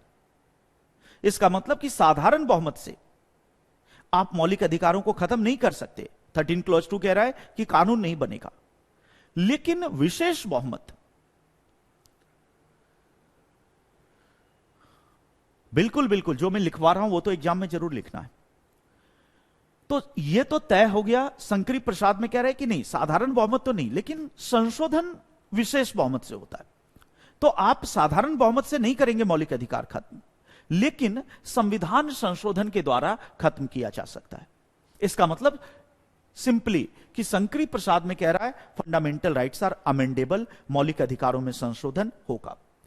उसके बाद दोबारा यह मामला आया सुप्रीम कोर्ट में। साथ साथ लिखो, यह चार्ट बहुत जरूरी है, क्योंकि किताब पढ़ोगे एम लक्ष्मीकांत तो 10 पेज में इसी का एक्सप्लेनेशन मिलेगा, दिमाग खराब हो जाएगा। यहां एक चार्ट एग्जाम में बना देना है, और 200 शब्द में 10 पेज लिखना संभव ही नहीं है। तो यह चार्ट बन जाएगा और निष्कर्ष आ जाएगा। सज्जन सिंह केस, इसमें भी सुप्रीम कोर्ट ने शंकरी प्रसाद के निर्णय को दोहराया।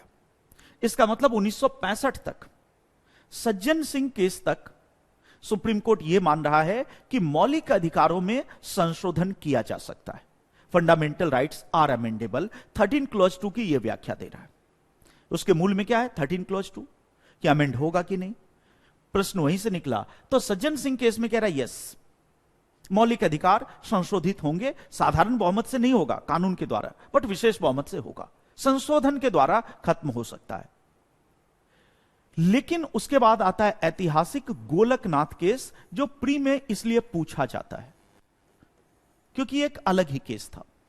गोलकनाथ केस 1967, और यहां पर सुप्रीम कोर्ट ने अपना व्यूज बदल लिया, और अब सुप्रीम कोर्ट ने कह दिया नो।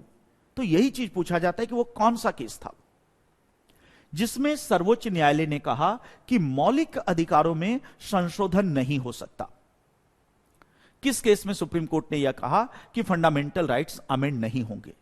तो आंसर होगा गोलकनाथ केस। अब गोलकनाथ केस में साफ साफ कह रहा है कि मौलिक अधिकारों में संशोधन नहीं कर सकते। इसका मतलब ना तो साधारण बहुमत से खत्म करोगे और ना संविधान संशोधन के द्वारा, मतलब मौलिक अधिकार संशोधनीय नहीं है। पहले के सारे निर्णय से अलग निर्णय है। तो अब कह रहे हैं कि नहीं, मौलिक अधिकार कभी अमेंड नहीं होगा, सदैव बने रहेंगे, संशोधन नहीं होगा। और इसी में आगे लिखो, गोलकनाथ केस में न्यायालय ने भविष्य लक्षी अध्यारोहण, यह भी एग्जाम में पूछ सकता है। गोलकनाथ केस में न्यायालय ने भविष्य लक्षी अध्यारोहण का सिद्धांत, और ऐसे टर्म्स का अंग्रेजी जरूर याद करना। मैं हमेशा आपको कहता हूं कि आपका पाला जिन व्यक्तियों से पड़ा है वो इस ब्रह्मांड में अभी तक पैदा होने वाला सबसे खतरनाक जीव है, और वो है यूपीएससी का ट्रांसलेटर, अनुवादक। उससे खतरनाक जीव इस पूरे ब्रह्मांड में आज तक, पूरा पाषाण युग से लेकर आज तक कोई पैदा नहीं है। डायनासोर भी उससे कम खतरनाक था हिंदी माध्यम के छात्रों के लिए। तो बहुत ही खतरनाक जीव होता है वो ट्रांसलेटर। वो गूगल से कुछ भी ट्रांसलेट कर देता है। तो अच्छी किताबों में यह मिलेगा, लेकिन हमें अंग्रेजी जरूर याद रखनी है। पता चला कि अंग्रेजी में तो ठीक है, हिंदी में कुछ और है, तो सब जानते बुझते हुए गलत हो तो नहीं करना है। इंग्लिश में कहते हैं doctrine of prospective over ruling, doctrine of prospective over ruling. तो गोलकनाथ केस में दो बातें हो रही है। गोलकनाथ केस में सबसे पहले कह रहा है कि मौलिक अधिकार में संशोधन नहीं होगा, fundamental rights are not amendable.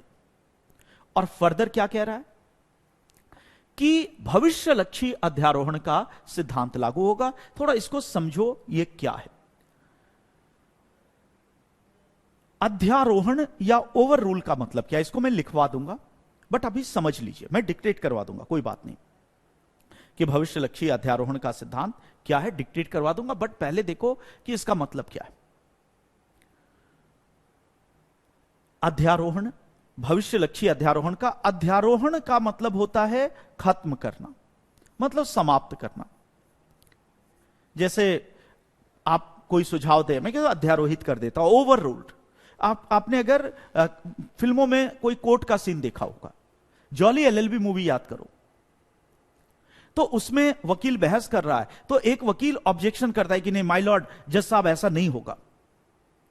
दूसरा वकील कह रहा है कि नहीं, इनकी बात गलत है, ऐसा होना चाहिए। तो उसने ऑब्जेक्शन किया था, जज साहब कहेंगे ऑब्जेक्शन ओवर रूल्ड, मतलब ऑब्जेक्शन खत्म, जारी रखो, उसकी बात खत्म हुई। तो ओवर रूल का मतलब समाप्त करना, अध्यारोहण का मतलब खत्म करना। भविष्यलक्षी का मतलब हो गया भविष्य में, भविष्य में, इसका मतलब भविष्य में समाप्त करना। क्या समाप्त करना? न्यायालय कह रहा है कि मौलिक अधिकारों को संविधान संशोधन के द्वारा भी खत्म नहीं किया जा सकता। मौलिक अधिकारों को संविधान संशोधन के द्वारा भी खत्म नहीं किया जा सकता। यह कह रहा है गोलकनाथ में, नो, अमेंड नहीं कर सकते, वे संशोधनीय नहीं है। लेकिन न्यायालय थोड़ा सा लिबरल भी है, थोड़ा सा छूट दे रहा है और कह रहा है कि हमने यह चीज 1967 में डिक्लेयर की। गोलकनाथ का निर्णय कब आया? 67 में।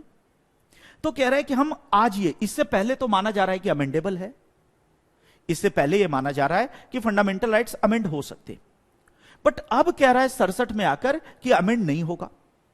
तो न्यायालय कह रहा है कि हमारा जो निर्णय है कि अमेंड नहीं होंगे फंडामेंटल राइट्स, ये भविष्यलक्षी होगा, फ्यूचरिस्टिक होगा।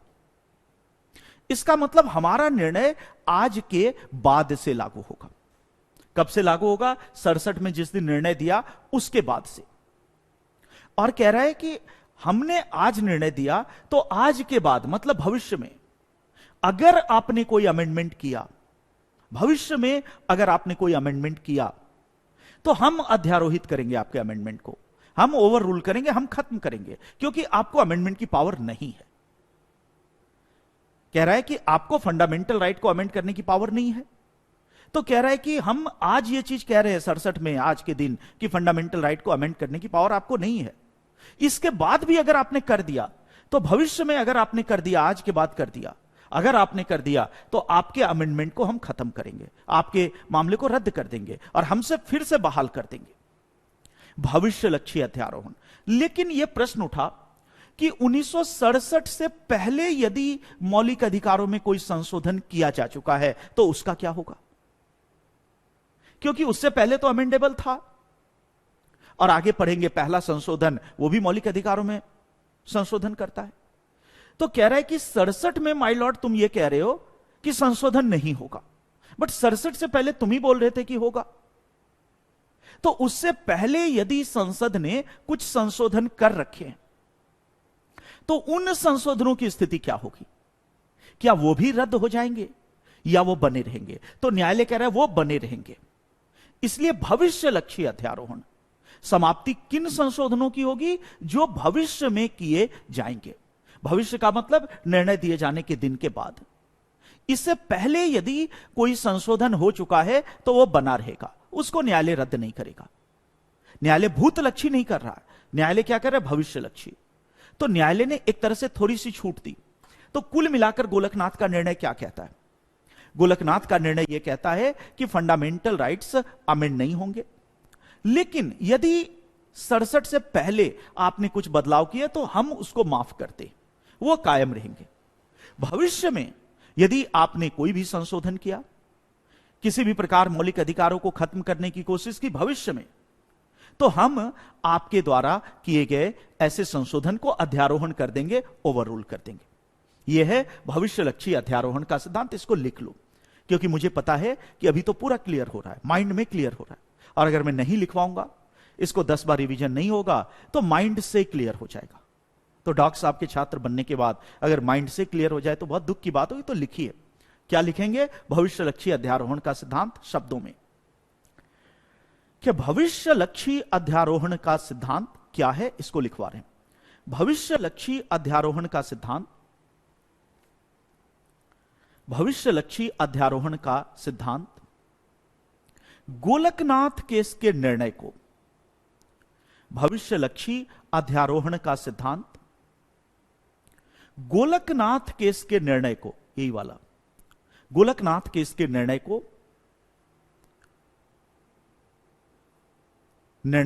भविष्यलक्षी प्रभाव से लागू करता है, फ्यूचर से लागू करता है।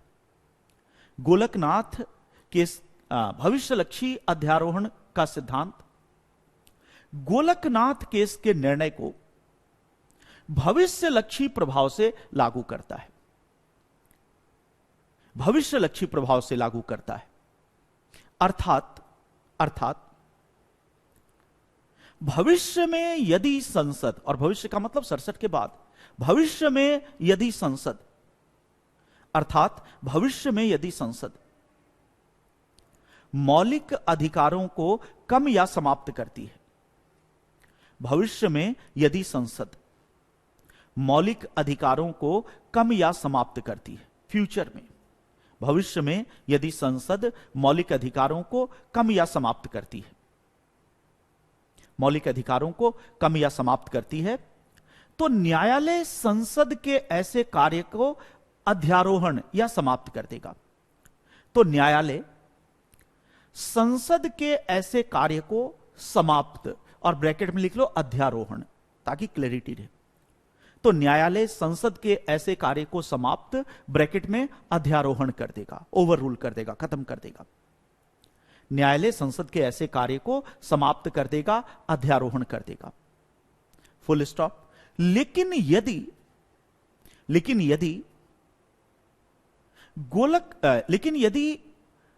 1967 से पहले, मतलब गोलकनाथ का निर्णय 67 में आया, तो उससे पहले, निर्णय के दिन से पहले, लेकिन यदि 1967 से पहले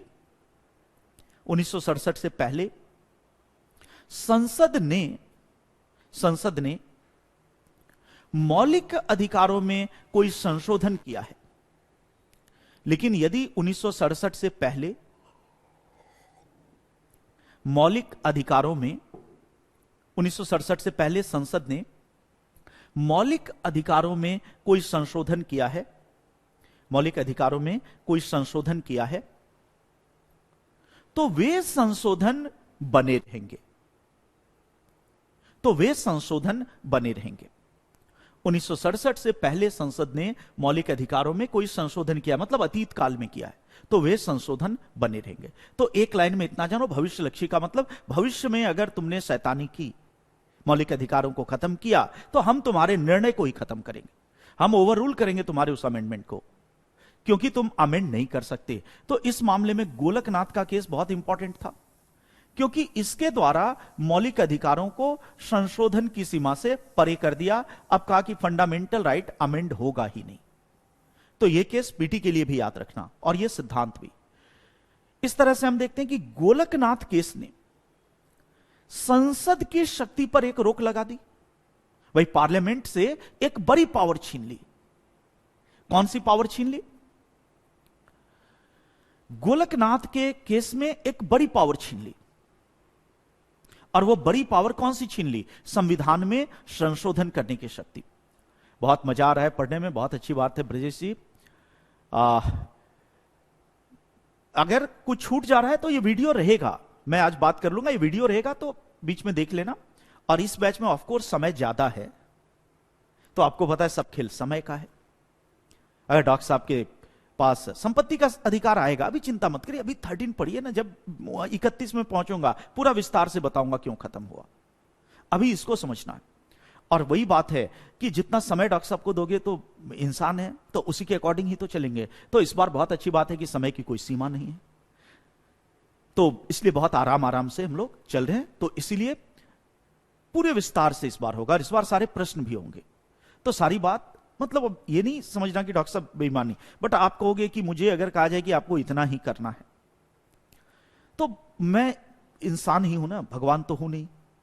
बट अभी समय की कोई कमी नहीं है, अभी समय पर्याप्त है, तो ऑफकोर्स आपको कुछ उसमें भी नया लग रहा होगा। बात तो सही है। अब अगर समय एकदम कम हो जाए तो केवल वीवीआई पोर्शन होता है, समय ज्यादा हो तो थोड़े से व्यापकता के साथ होता है। तो समझ में आ रहा है, बहुत बढ़िया।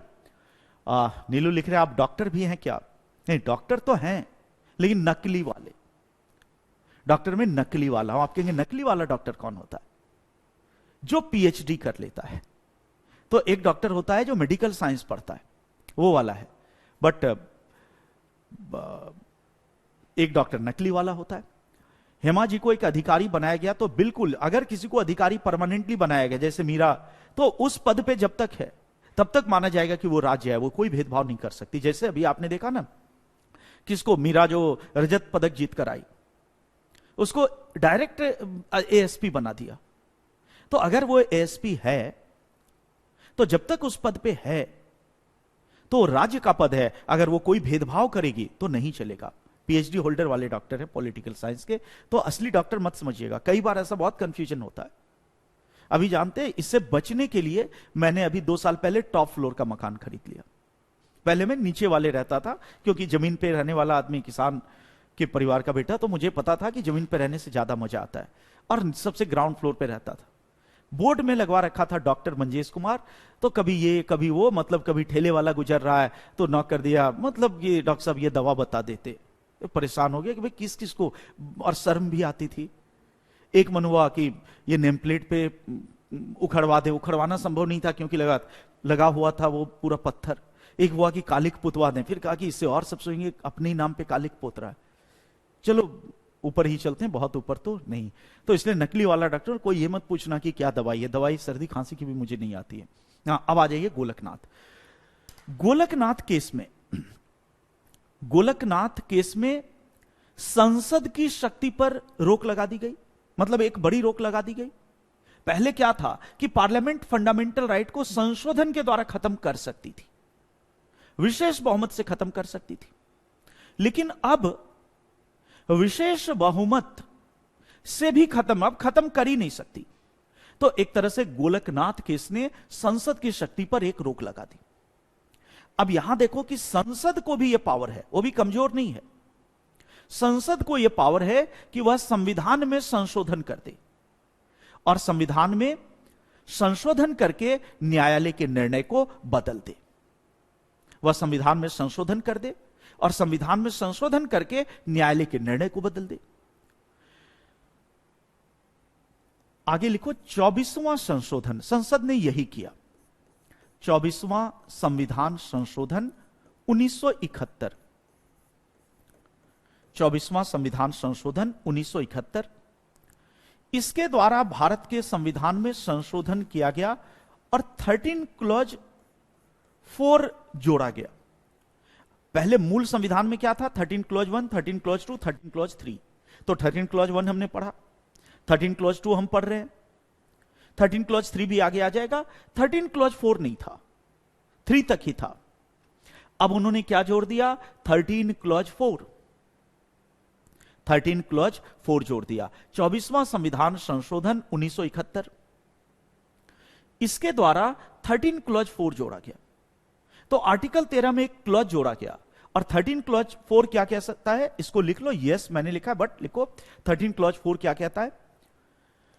मौलिक अधिकारों को, 13 क्लॉज 4 क्या कहता है? मौलिक अधिकारों को संविधान संशोधन के द्वारा,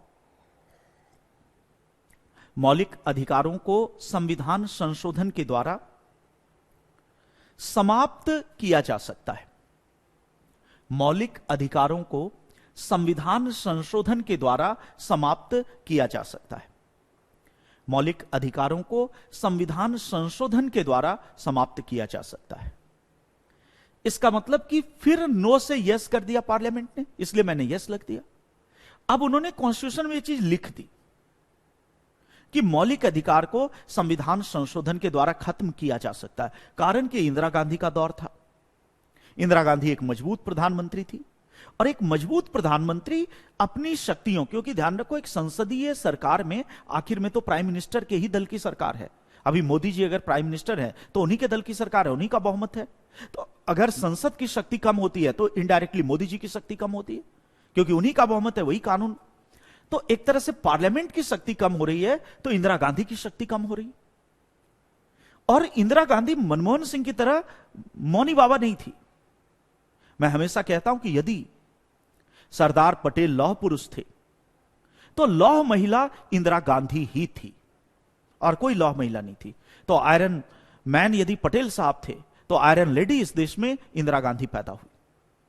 कई मामलों में तो ये आयरन मतलब जो पुरुष प्रधानमंत्री हैं उनसे भी ज्यादा दृढ़ता से काम किया। और एक ही एग्जाम्पल काफी है कि 1971 का बांग्लादेश की मुक्ति का संघर्ष, कभी उसको सुनाऊंगा, बहुत ही इंटरेस्टिंग चीज है कि कैसे रिचर्ड निक्सन जो अमेरिका का प्राइम मिनिस्टर, मतलब सब चारों ओर से, निक्सन था या कौन था, जो भी नाम नहीं, निक्सन नहीं था, कोई और था। तो कई मतलब अमेरिका का प्रधानमंत्री दबाव बना रहा है कि नहीं आपको नहीं करना है हस्तक्षेप।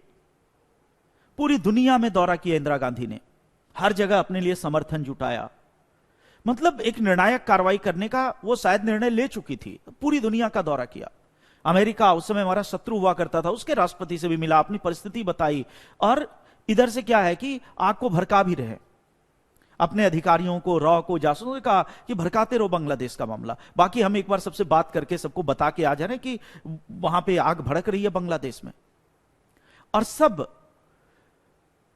नहीं, क्लिंटन नहीं था वो, इंदिरा जी के समय नहीं था। तो आग भड़का रहे हैं और हम उससे प्रभावित हो रहे हैं।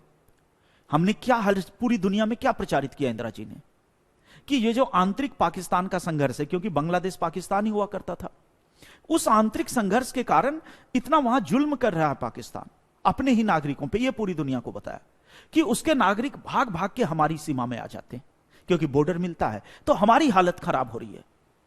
अब हम इसको रोकें तो मानवतावादी आधार पे सही नहीं, हम क्या करें?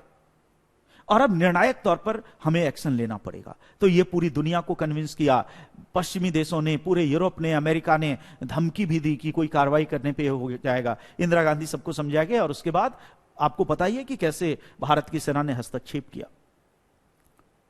17 दिसंबर इसीलिए पाकिस्तान के लिए बहुत शर्मिंदगी का दिन है। 1.25 लाख सैनिकों के साथ जनरल नियाजी ने सरेंडर किया।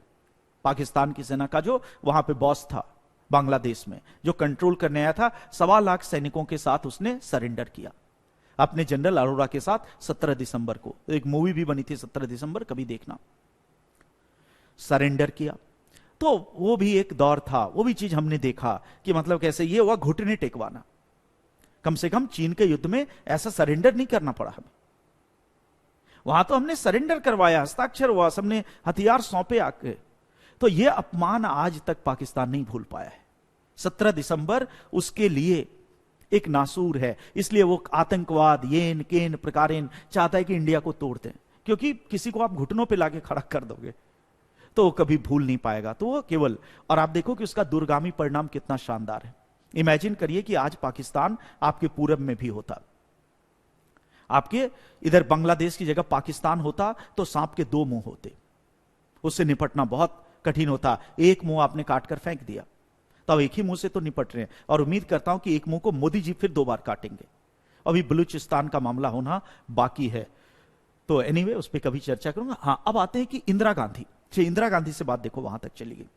तो निश्चित रूप से Indira Gandhi, operation blue star, Indira के एक से एक निर्णय देखिए, ऐसा शायद नेहरू भी हिम्मत नहीं कर पाते, और मोदी को भी 4 बार सोचना पड़ता कि अमृतसर के स्वर्ण मंदिर में सेना जाएगी। अमृतसर का स्वर्ण मंदिर सिखों का पूरी दुनिया में सबसे बड़ा ही है, और भारत में जहां इतनी बड़ी पॉपुलेशन सिखों की है, 2% के अराउंड है, शायद उससे भी ज्यादा है या उसके अराउंड है, और इतना बड़ा वोट बैंक है सिख।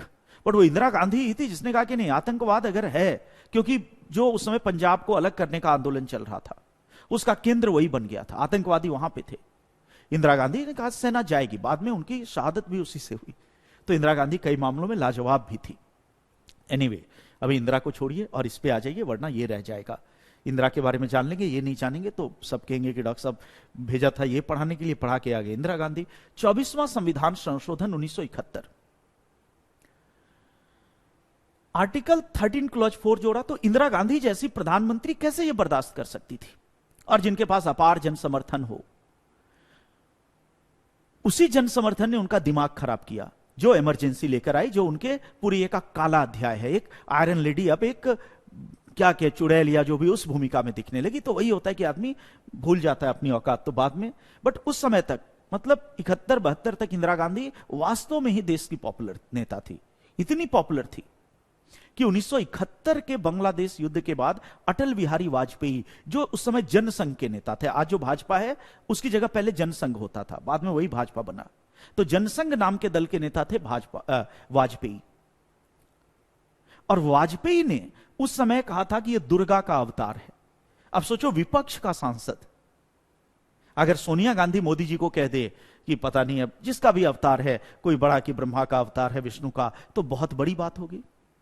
तो सब आदमी इतने खुश थे बांग्लादेश में एक्शन से कि विपक्ष, और वो वाजपेयी थे, वाजपेयी ही कह सकते थे, बाकी कोई नहीं कह सकता था। वाजपेयी में इतना था कलेवर कि वो विपक्ष के सही को सही कह सकते थे। तो उन्होंने बिल्कुल कहा कि हां, ये आधुनिक युग में दुर्गा का अवतार है। बाद में चलो, अब मैं कुछ नहीं बोलूंगा, अब सीधा मैं इसकी बात करूंगा कंट्रोल करते हुए।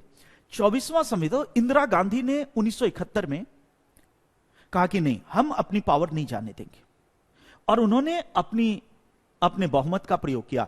13 क्लॉज 4 ऐड कर दिया। तो 13 क्लॉज 4 क्या कहता है कि संसद मौलिक अधिकारों में संशोधन कर सकती है। तो एक तरह से गोलकनाथ के निर्णय को उलट दिया गया। जो गोलकनाथ में कहा था सुप्रीम कोर्ट ने, उसको चेंज कर दिया, और अब कह रहा है कि हम अमेंड कर सकते। आगे लिखो, केशवानंद भारती केस। केशवानंद भारती केस, कभी इसका इतिहास भी बता दूंगा ये क्या था, आगे अभी कई बार आएगा। इस केशवानंद भारती केस 1973, और इसमें न्यायालय ने 24वें संशोधन को सही ठहरा दिया। इसका मतलब न्यायालय भी कह रहा है कि हां ठीक है, 13 क्लॉज 4 ठीक है, और न्यायालय ने फिर यस कर दिया। तो एक तरह से न्यायालय फिर कहां पे आ गया, शंकरी प्रसाद और सज्जन सिंह पे। गोलकनाथ के निर्णय को अब न्यायालय ने भी उलट दिया। तो एक तरह से केशवानंद भारती केस में 24वें संशोधन और 13 क्लॉज 4 को सही ठहरा दिया। 24वें संशोधन और 13 क्लॉज 4 को सही ठहरा दिया। इसका मतलब अब केशवानंद भारती केस में क्या माना गया कि मौलिक अधिकारों में संशोधन किया जा सकता है, और वर्तमान में, मैं कह रहा हूं वर्तमान में, यही निर्णय लागू है। वर्तमान में यही निर्णय लागू है। कौन सा निर्णय? कि मौलिक अधिकारों में संशोधन किया जा सकता है। तो थोड़ा सा पॉइंट वाइज लिख लो कि वर्तमान में क्या है। पूरा डिबेट हमने देखा शुरू से कि कब यस कहा, कब नो कहा, क्या है। और केशवानंद भारती केस में हम सभी जानते हैं कि मूल ढांचे का सिद्धांत भी आया। यह हमारे सिलेबस में अलग से है, तो इसको विस्तार से पढ़ेंगे, बट केशवानंद भारती में मूल ढांचा है। इसका मतलब कहा कि मौलिक अधिकारों में संशोधन करोगे, लेकिन अगर मौलिक अधिकार में या कहीं भी मूल ढांचा पाया जाता है तो उस मूल ढांचे में संशोधन नहीं किया जाएगा। तो लास्ट में लिखो कि पीटी में कौन कौन सा कथन सही ठहराना, कि वर्तमान स्थिति क्या है। तो लिखिए, वर्तमान स्थिति यह है, अतः वर्तमान स्थिति यह है कि, अतः वर्तमान स्थिति यह है कि, और 2-3 पॉइंट्स लिखने हैं आपको। वर्तमान स्थिति यह है कि पहला, संसद मौलिक अधिकारों में संशोधन कर सकती है। अतः वर्तमान स्थिति यह है कि संसद मौलिक अधिकारों में संशोधन कर सकती है। संसद मौलिक अधिकारों में संशोधन कर सकते, इस लाइन को सही मानेंगे। अगर आ जाए कि संशोधनीयता से संबंधित क्या क्या कथन सही है, तो यह पहली लाइन सही होगी कि मौलिक अधिकारों में संसद संशोधन कर सकती है। क्यों? क्योंकि केशवानंद का निर्णय। तो पहली लाइन ये। सेकेंड लिखो, मौलिक अधिकारों में संशोधन, मौलिक अधिकारों में संशोधन सदैव विशेष बहुमत से किया जाएगा। मौलिक अधिकारों में संशोधन सदैव विशेष बहुमत से किया जाएगा। मौलिक अधिकारों में संशोधन सदैव विशेष बहुमत से किया जाएगा।